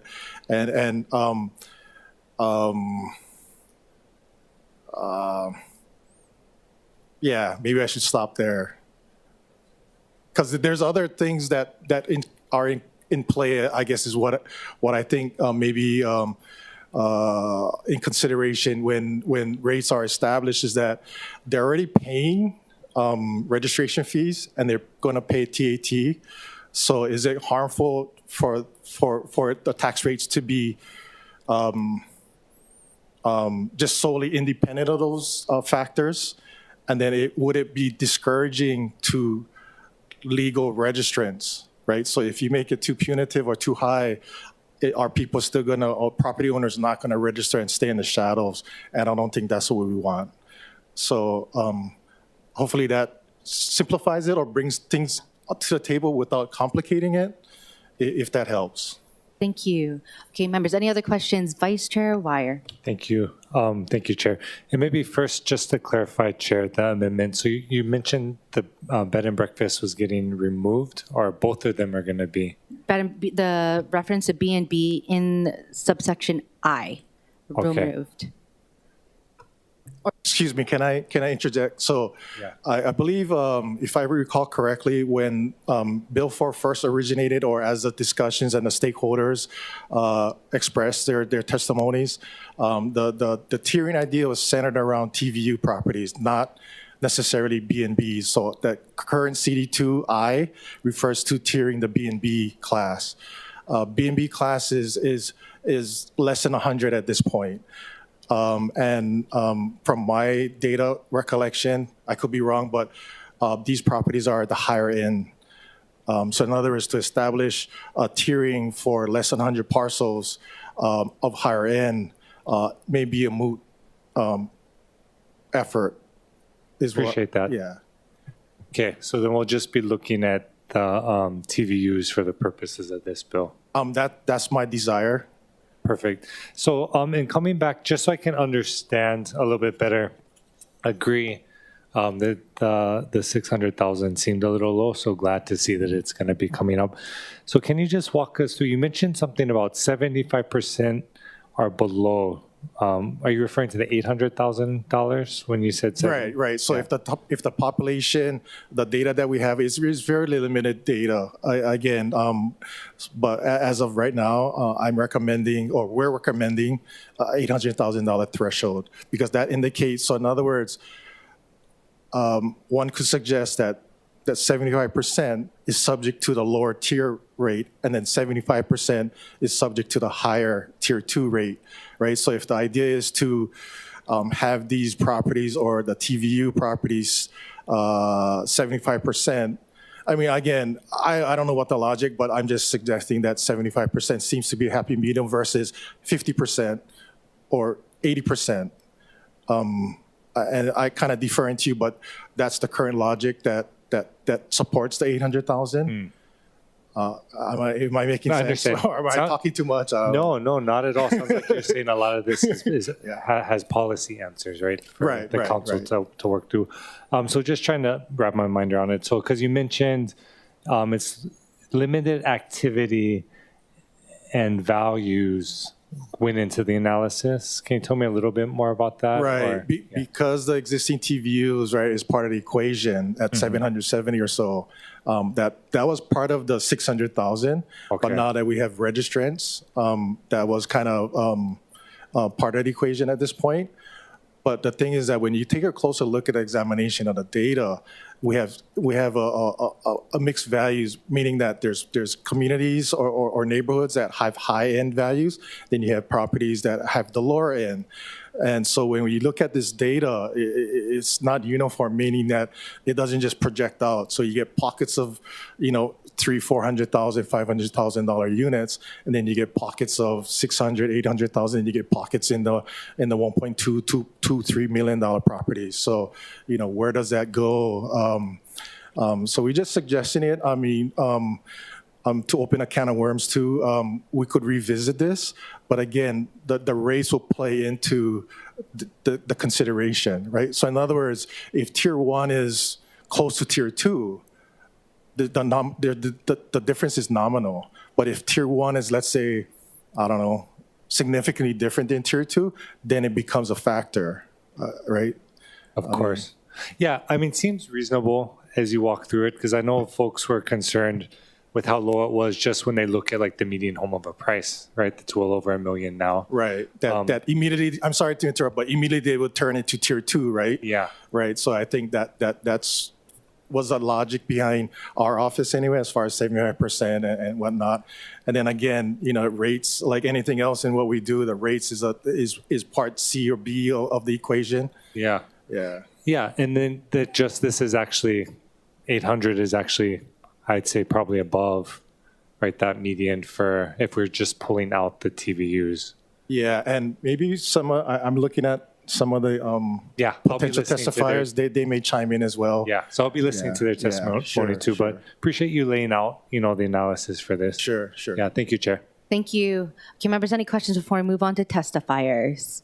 Okay, thank you, Mr. Takara and Director Kawano. Okay, with that, we are moving on to remote testifiers.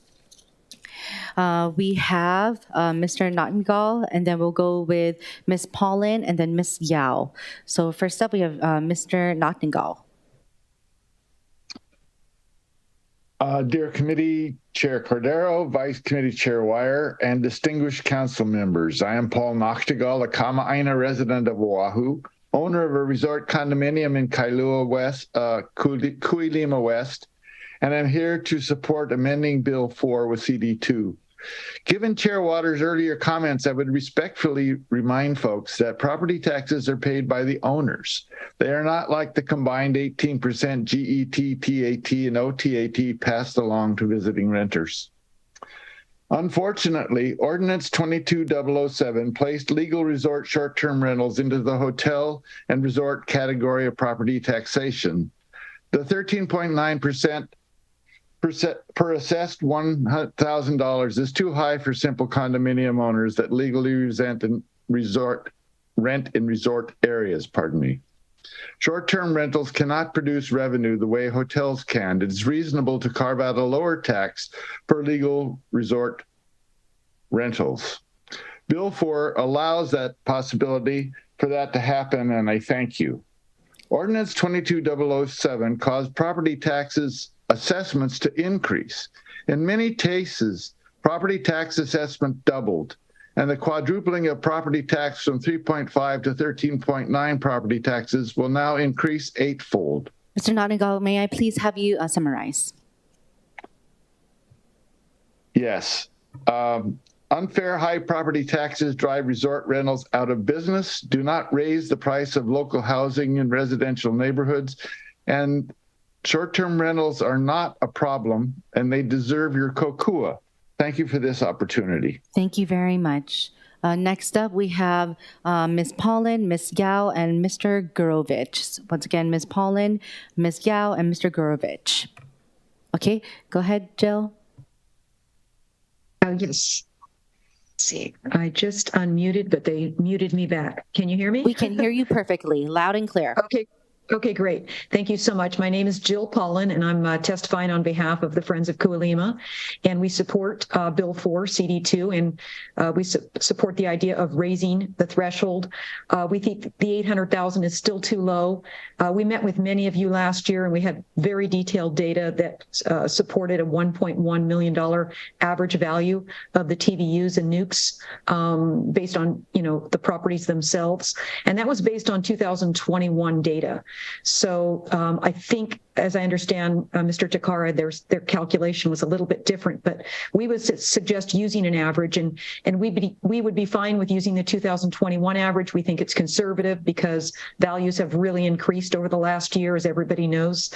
So we ask you to vote yes on this, but we ask you to raise the threshold to 1.1 million to reflect the average TVU and nuke values based on the 2021 data that we presented to you. Thank you so much. Okay, thank you very much, Ms. Paulin. Okay, next up we have Ms. Yao, Mr. Gurovich, followed by Ms. Harden. Okay, so Ms. Yao. Chair, testifier is not logged in. Okay, Mr. Gurovich. Chair, testifier is not logged in. Okay, Ms. Harden, followed by Don Borgeson. Teresa Harden.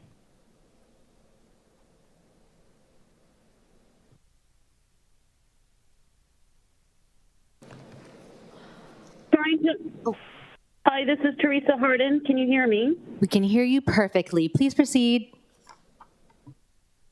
Thank you for the opportunity, Council Chair and Vice Chair and Council members. Thank you. I am today supporting Bill 4 in the effort to lower taxes for the STRs or TVUs or other units exempt that are in the resort zone. Back in 2017, I do believe that the Property Tax Department on a large scale moved a lot of buildings to highest and best use. Hold on, I'm sorry. I have 2 meetings I'm trying to testify in. Anyway, I am, in 2017, as I was saying, they unanimously selected more than 100 buildings in and around the resort area and outside of the resort area, where they found a high number of TAs, license numbers, and they decided to collectively deem all of the building unit property owners the tax rate of resort and hotel. Those owners that were doing long-term rentals, meaning 1 year commitments, or 6 months, I think actually it was greater than 6 months was the intention. Were Ms. able Harden, to may I have you summarize, please? Yes, they were able to do a 5-year dedication letter to reduce their classification. And so we see this a lot. I believe that we already have results from those changes. Now, that was done unfairly. And a lot of Thank you, those Ms. owners, Harden. for a little $200 studio. Wait. I'm not finished. And I also was not able to testify earlier with the Maui representative. I was trying to, but the system wouldn't acknowledge me. So if I could please be allowed to finish, I would like Summarize that quickly, please. Thank you. So what's important about the Maui, they have been doing it right. They've had a permitting system for 10 years, and the results of what they've done. And may I ask you to stick to your testimony regarding Bill 4 and not about the Maui presentation, please? Okay, got it. I thought I had to jumble over. Okay, so yes, I'm in support of lowering those taxes because most of those owners went from $600 for 6 months to $2,000 for a little 200 square foot studio. So what needs to be calculated into this is the amount of income. You know, these owners maybe are generating $20,000 versus what a hotel is generating.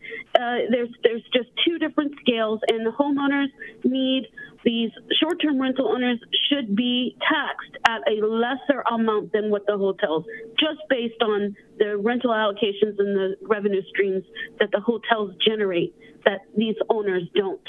They don't even compete. So thank you. That's it for Bill 4. But I would have comments on the Maui if I'm allowed, please. No, thank you. Next, we have Don Borgeson and then Harold Von Sydow and Helena Von Sydow. Okay, Don, please proceed. Hi, thank you, Chair. And Vice Chair, committee members, as well as other council members participating.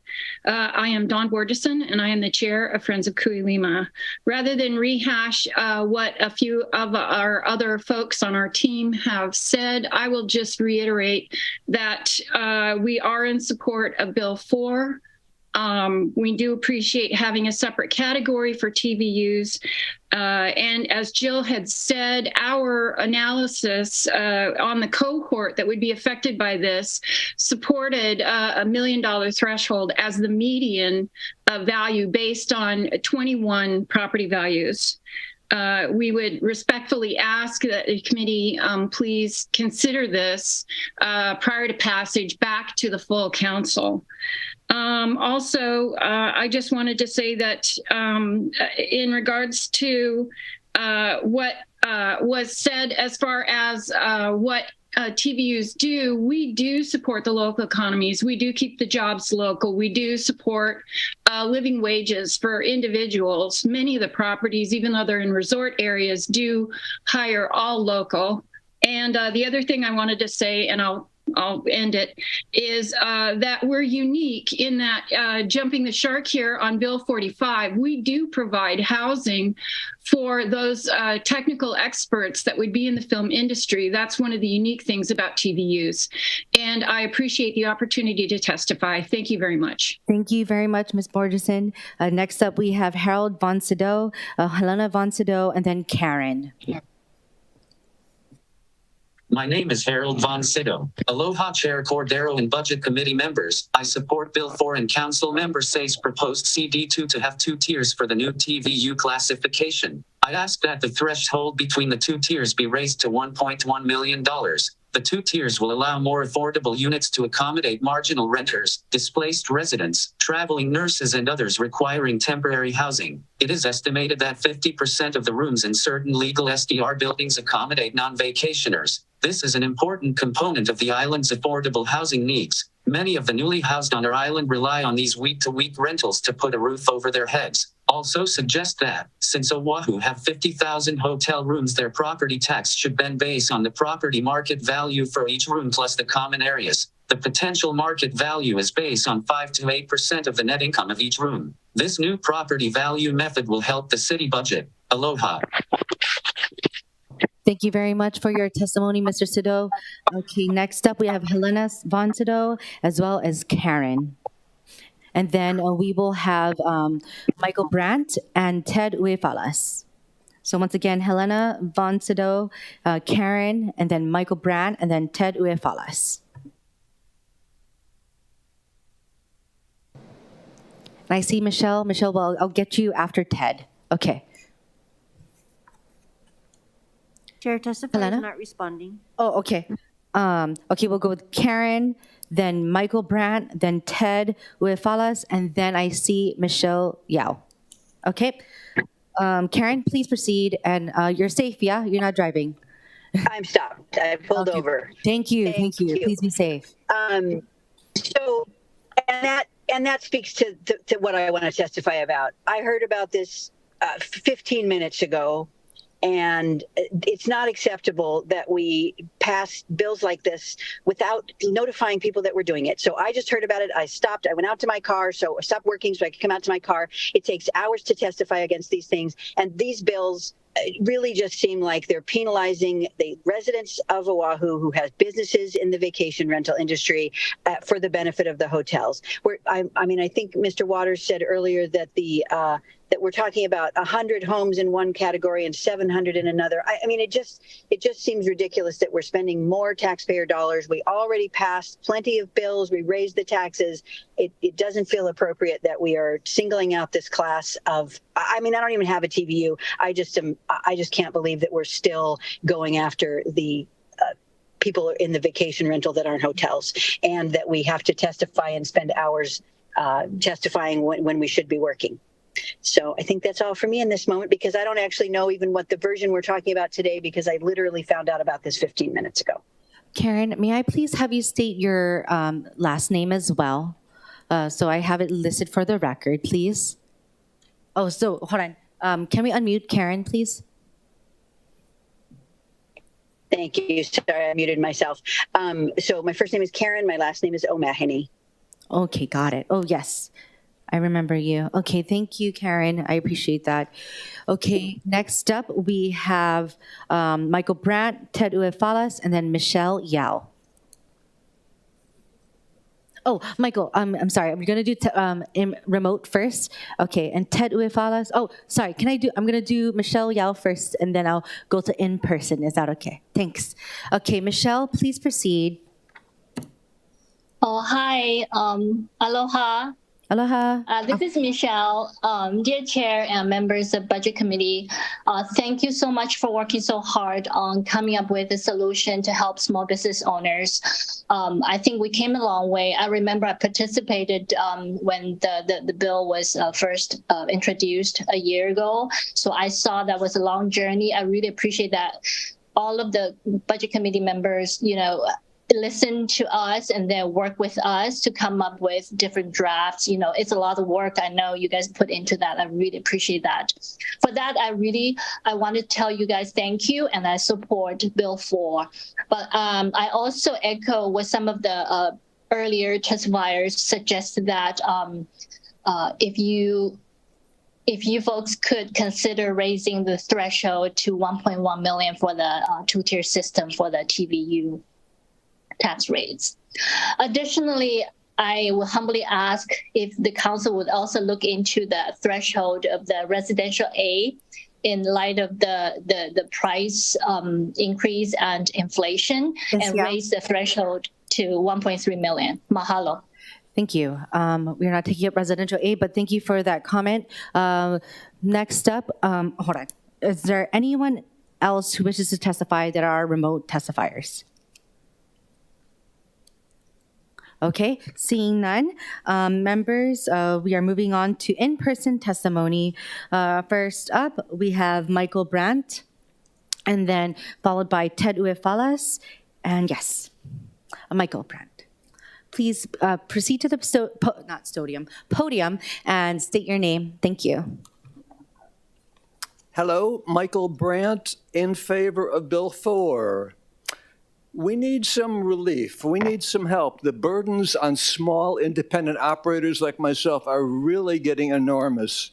The commercial tax rate is hefty, the occupancy taxes, the HOA fees we pay, the new registration annual fee we have to pay. It's really getting pretty heavy. So Bill 4 was a good idea when it was proposed, even before the new assessments came out.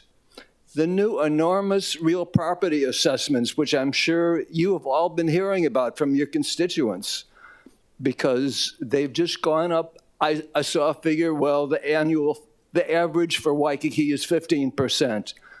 I have a few small units in Waikiki, none of them are 15%. The smallest one is maybe 23%. I have one unit that's gone up over 50%. So this sounds good on paper, but what it means is huge tax increases for me. So maybe there should be some limit on how much is allowed in annual increases. I hear Maui adjusts their tax rates according to what the assessments are against what the needs are, but we really need some help. I'll say again, the vacation rentals are an important part of the Hawaii tourist economy and the government tax revenue, and should get some attention and some kokua. So yes, this is a start. Bill 4 is a start, even if it's a year and a half coming. Yes. But yes, adopt Bill 4. Mahalo. Thank you, Mr. Brandt. And next up, we had, I'm so sorry, Ted, I said your name incorrectly. Ted Kefalas, right? Okay. From Grassroots Institute of Hawaii. Okay, please proceed. Aloha, Chair, Vice Chair, members of the committee. Ted Kefalas with Grassroots Institute.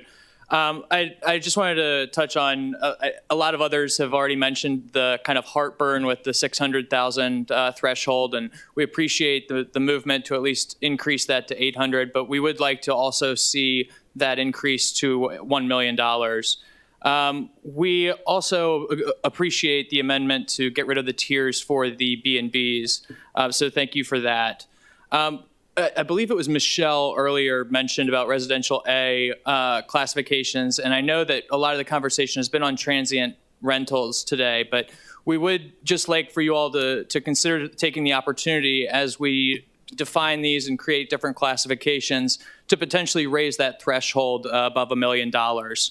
Unfortunately, as you all know, a lot of those costs for houses that pass that threshold, a lot of those costs are passed along to the renters.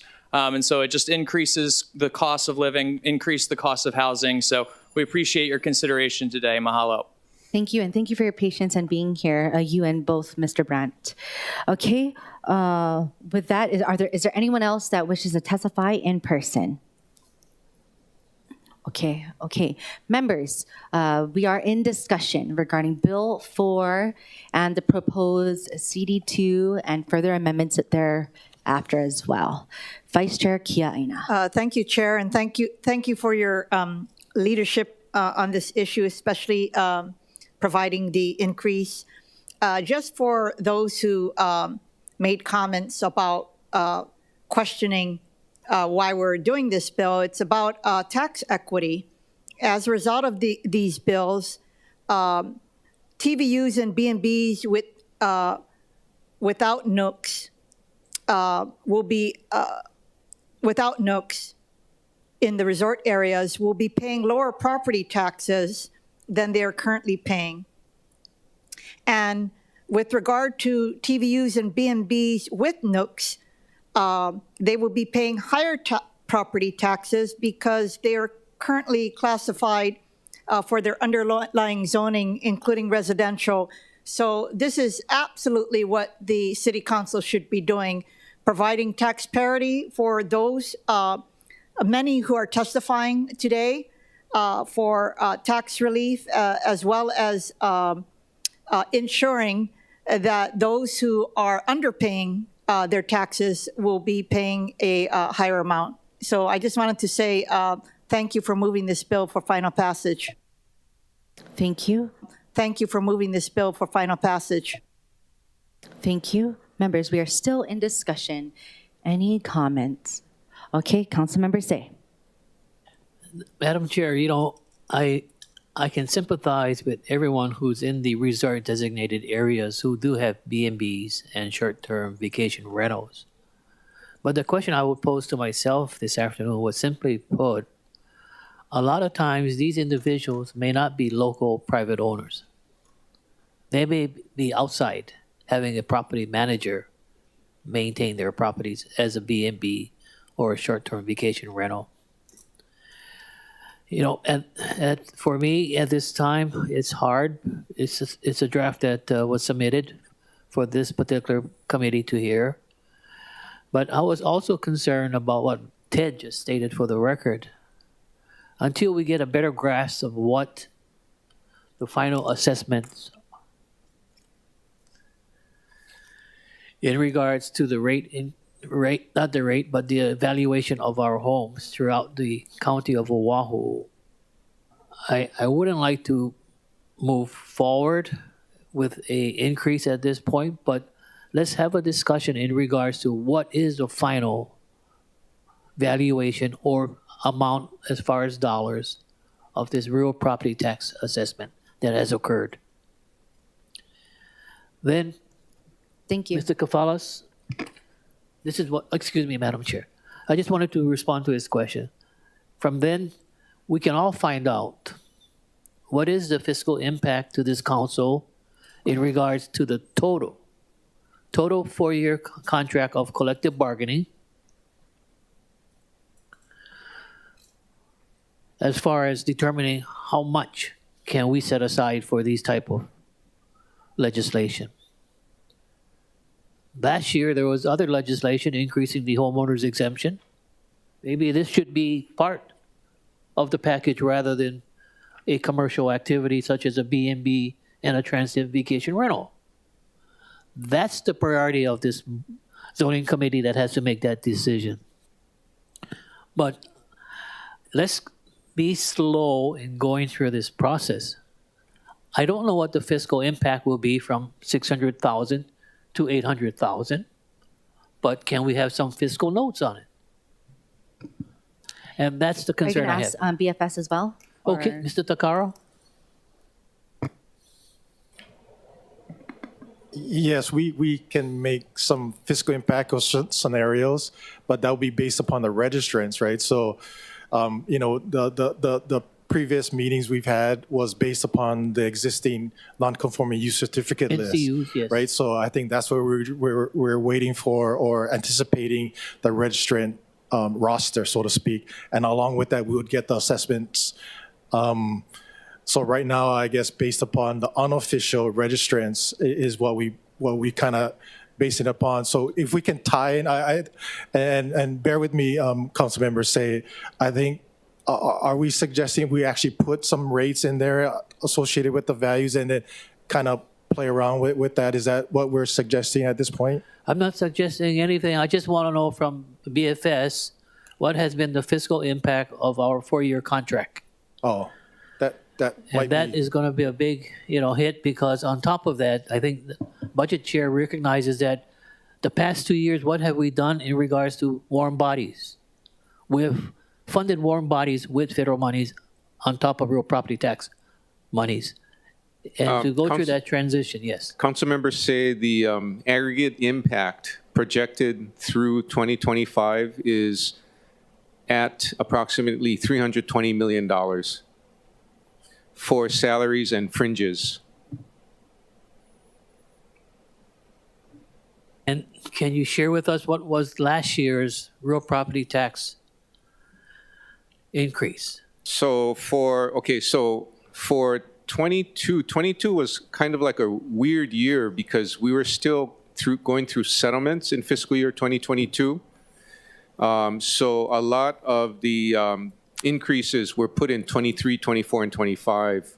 But when you if you look at the budget for 23, because we were negotiating in 22, we put a large provisional for salary increases. I think it was over $30 million. And for 24, you'll see the budget in a few days, but it's significant. So our budget staff has informed me that the increase that you will see in salaries and fringes closely aligns with the data we receive from DHERD, State of Hawaii. So you'll see the impact. Yeah. Okay, that's my only point is that. But yeah, all in combined aggregate, just about $320 million. For 4-year contract, right? Yeah, before adding more staff and so on. Yeah, Okay. It's just based on current employment. Okay, Madam Chair, thank you very much for your patience. Thank you. First off, I would like to make an announcement that the Executive Matters and Legal Affairs Chair has allowed us to start his committee at 1:15 p.m. Also, right before 1, I will have to leave to lead a policy board meeting for the Oahu MPO. So Vice Chair Weyer will be taking over. Okay, with that, members, are there any questions for any of RPT? Oh, no, not yet. Anything regarding Bill 4? Anything related to, okay? All right. Given the complex conversation that we've had, and especially over the past year, I do want to make the recommendation that we move this forward with the amendments. So the chair recommends that Bill 4, 2022, CD1 be amended to a CD2 as discussed. Any discussion? Any objections? Okay, reservations? The bill has been amended to a CD2. The chair then recommends that Bill 4, 2022, CD2 be reported out for passage on third reading. Any discussion?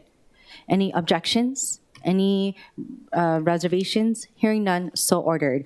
Members, with your indulgence, I would like to take up the next 2 bills. Members, we have 3 bills left, okay? But I'm going to take up the next 2 bills together. Bills 37 and 38. These both are relating to real property county tax credit, and both are introduced by Councilmember Kia Aina. But with us from the city administration, we have, of course, already having discussions with us, Director Kawano and Administrator Takara as well.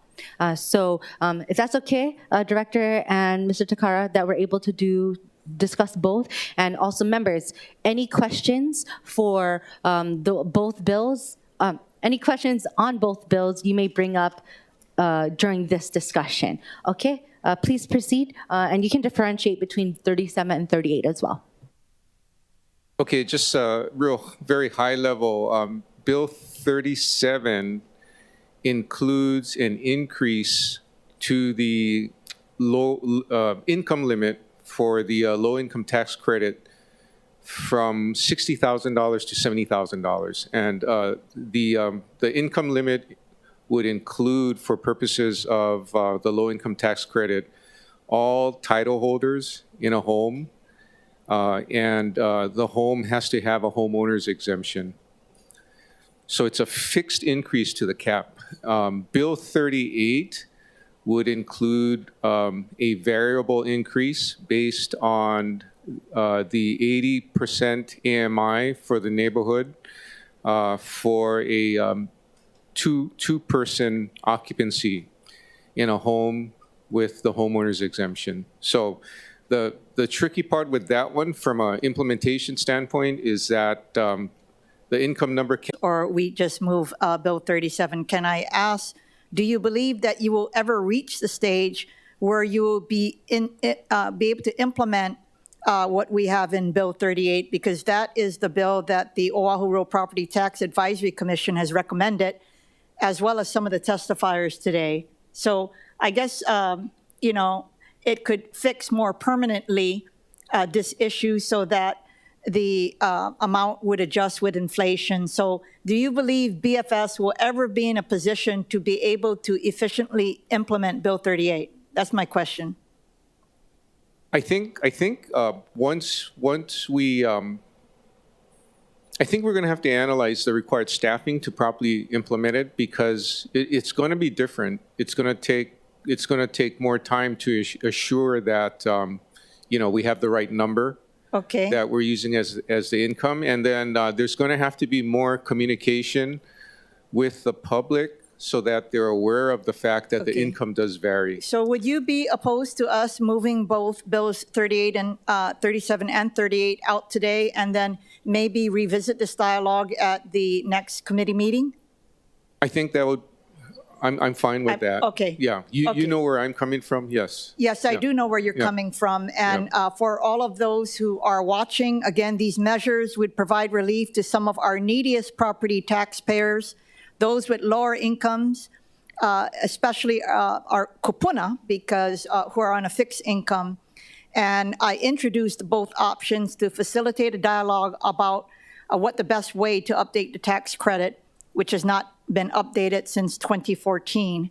So thank you very much. And I recommend that the committee move out both bills 37 and 38 for further discussion, knowing the concerns raised by BFS to more efficiently implement Bill 37 rather than Bill 38. Thank you, Vice Chair. Any other questions for Director? I have a couple. And so just looking at the AMI bill, because I think it's a great idea, but understanding the complexities, would it be easier to just pick a number that's in line with HUD's AMI? So like for family of four, it'd be like 104,000 would be the 80% AMI amount right now. Would it be easier to do something like that? Yep, you could do that. I just want to add one more thing, Vice Chair, Budget Committee, that you know, under our program developed over many years, this low-income tax credit is the primary vehicle that we use to provide relief to people that are struggling with lower incomes. So, you know, we also want to do it right.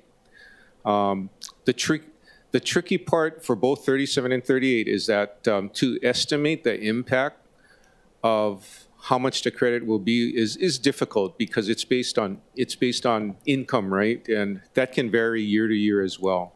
So we'll find out. I think for the last actual year that we closed out, the credit amount was very close to about $5.5 million at $60,000, just to give you a point of reference. Okay, I appreciate that, Mahalo, Director. Sensing no other questions from the committee, I will proceed with remote testifiers on either Bill 37 or 38. And sensing none, we'll go to in-person testifiers. Both of these, yeah.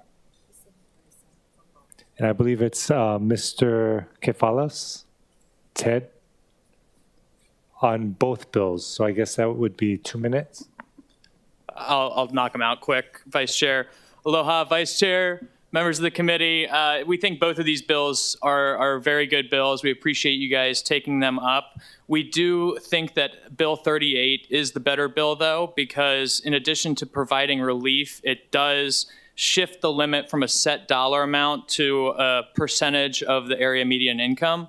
And as Vice Chair Kiaina said, this would be more of a permanent adjustment as opposed to trying to revisit this in, 3 years, 4 years, 5 years, however long it takes. So we hope you will pass at least one version of these bills today, and we appreciate your consideration. Mahalo. Okay. Mahalo. Is there anybody else present today that would like to testify on either item? No. Seeing none. Members, we're in discussion. Any discussion, reservations, objections to passing out both items? So the chair recommends that Bill 37, 2022 and 38, 2022 be reported out for second reading and scheduling of a public hearing. Okay.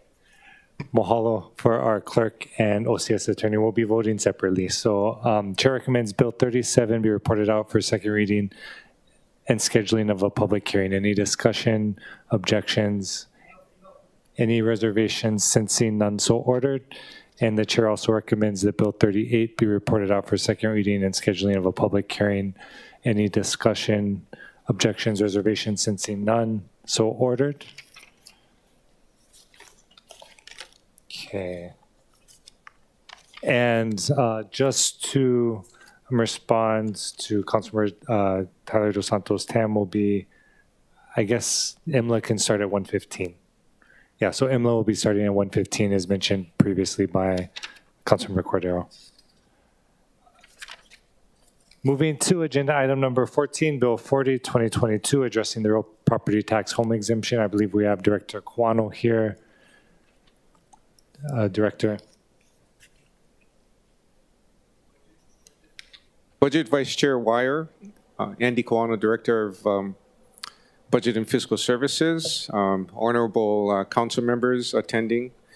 With regard to Bill 40, Bill 40, like Bill 37, calls for a fixed increase of the homeowner's exemption from $100,000 to $110,000, and then for the 65 and over group from $140,000 to $150,000. The fiscal impact, because those dollars can be related to the reduction in tax through the calculation, the fiscal impact of a $10,000 increase to the homeowner's exemption is approximately $5.2 million. So for every $10,000, it'll be $5.2 million. It'll be set that way. Yeah. I appreciate that, Director. Any questions for Director? Vice Chair Kiaina? Thank you.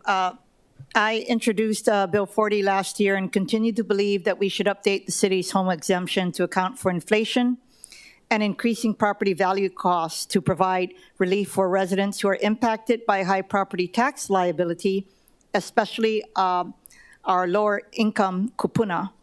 However, in light of the skyrocketing increases we have seen in the property values, I recognize that more than a $10,000 increase may be warranted.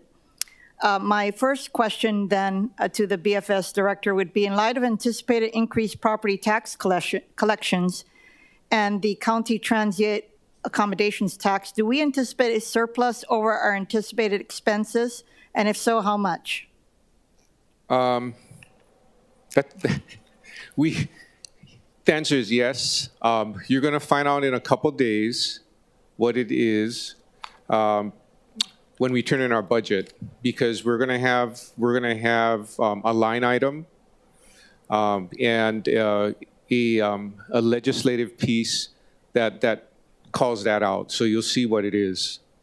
Okay, so I guess my follow-up question is, would the department be open to a $10,000 increase in the home exemption for both the baseline exemption as well as the exemption for 65-year-old residents? From the underlying bills, the underlying bill now. As is, we understand that, as to the situation we're in right now, we're also a little bit concerned going forward about essential costs of services that are continuing to increase. I mentioned the increases that will result due to collective bargaining at Councilmember Say's request. And keep in mind, that's just an estimate based on an employee count at a point in time. And that gets adjusted as we continue to drive our hiring initiative. We also will have rail in operation. We're going to commit to the expansion of water safety officers, improvement of public safety through our police and fire department. So all of that comes into play. But from my standpoint, we can work with $10,000 at this point. Right now, the underlying bill. So you do support Bill 40, correct? Yes. Okay, so how about we move Bill 40 as is, but are you open to dialogue as we move it along the process? And maybe when you crunch that numbers, when it comes back to committee, we can have another dialogue on a potential $10,000 increase for both. I would be open to have dialogue, Okay, yes. thank you so much. Recommend passage of Bill 40 as is. Oh, I hear you there. Thank you, Vice Chair. Couple questions for Director. When was the last time we, as I guess the city, the council, and also mayor, increased the exemption amount? Boy, it was before my time. I'm going to call on our administrator, Takara. Appreciate that. Share his recollections.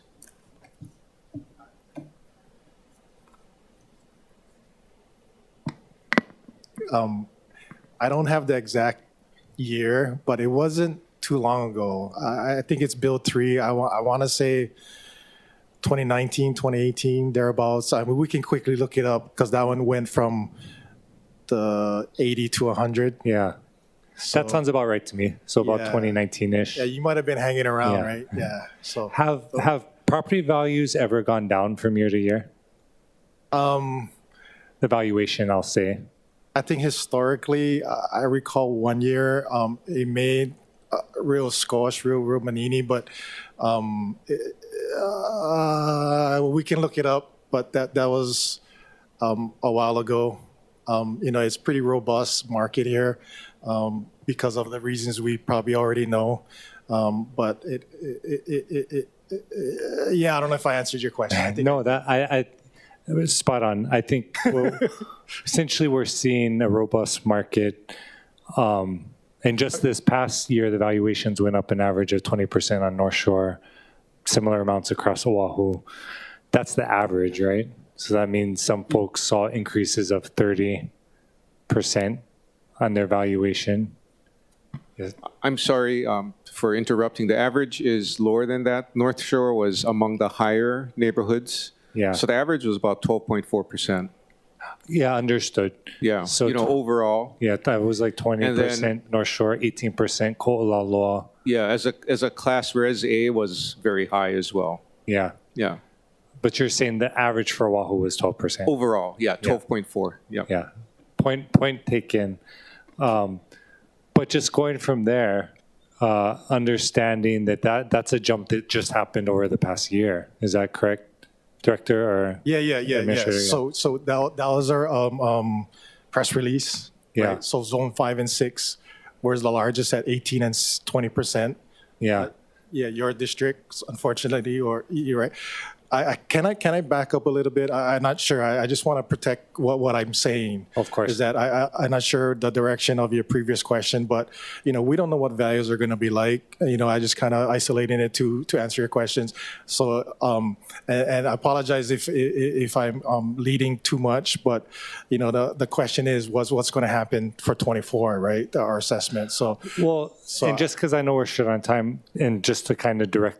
I think that the biggest question I have is that if homeowners have seen just in 1 year 20+% increase on the value of their home, and it's been a few years since we've increased the exemption, wouldn't it follow that the exemption amount increase should at least mirror that? So if we're going to go up, maybe that's more of a policy question and rhetorical. I totally understand the concept. I think that's why Director is open and actually I think he might have said, right, we were going to look at it and then no objections. Yeah. But I just don't want to question. I guess I'm just overly cautious about what I'm saying about historical versus what may happen. Just. No, I appreciate that because you deal with our budget. So Yeah, we that's want to why be precise. So that's appreciated. And I guess, all these questions at that, I think that we will be moving the bill forward because it's going for second reading. And then hopefully there's continued conversations to discuss how we can really support who we want to support, which, we discussed earlier. We want to be protecting our local residents, particularly our owner occupants, right? I think this was the 4th, 5th year. I mean, our population is going down every year because they're moving away. And I think when you have particularly kupuna on fixed income that plan their retirement, even though the amount seems super small, when you parse it out, increases of any amount have a big impact on them and how they can live their lives. And so I think we want to just be mindful of that. And Director, I'll let you add to that if you want to. I'm in agreement with what you're saying. I just want to share the reality, though. Yeah, our budgets are determined with a lot of giving and taking. So the departments don't get what they want or everything that they need. We have to prioritize. And to your point, if we go too deep with the homeowner exemption amount, in terms of increasing it, causing too deep of a decrease of the net taxable values, we could be in a situation where we have to reduce services. So we're balancing. It's a balancing act that we do every year. It's just that after 3 years of flat to decrease net taxable values, right, during COVID, we've had an unusual amount of increases the last 2 years. And I know people are having a hard time with it in some cases, but in other cases, you have people that are just probably a little irritated with it, but they're paying their tax because they know they want the service. They want more public safety. They want a lot of things. So it's a balancing act. And No, I just want to throw that out there, the reality. I appreciate that. It totally is. Because the community also expects the city to deliver on services, right? But I can tell you there are folks out there that this is, the first time, or the recent years are the first time they haven't been able to pay their full property tax. And I think it's a matter of, you're right, we want to maintain services. So you're saying either cut services or find other ways to generate revenue. Because the city gets a whole lot of incentives. And so if our goal is our kupuna, right, keeping them in their homes, keeping local families in their homes, I think the alternative is who maybe should be paying more, that's not paying their fair share. That could be a part of the conversation too, right? That can be a part of the conversation. And remember the circuit break, I call it circuit breaker, the lower income tax credit, that's another tool to protect kupuna. Keep that in mind as well. I appreciate that. And we'll keep talking about it. I don't want to monopolize the time. So didn't sense any other questions from the committee. We'll proceed with remote testifiers. Sensing none, we'll proceed to in-person testifiers. I believe we also have Mr. Kafalis again. Aloha, Vice Chair, members of the committee. I just wanted to bring up, I believe the last time the council increased this exemption was in 2019, and it increased it from 80,000 to 100,000. But, if you look at the home prices from back in 2019, property values have exploded. The value back then was $767,000, whereas today we're approaching $1 million. So it's hard to kind of compare those numbers in a sense. I also just wanted to bring the committee's attention to what some of the neighbor islands are doing.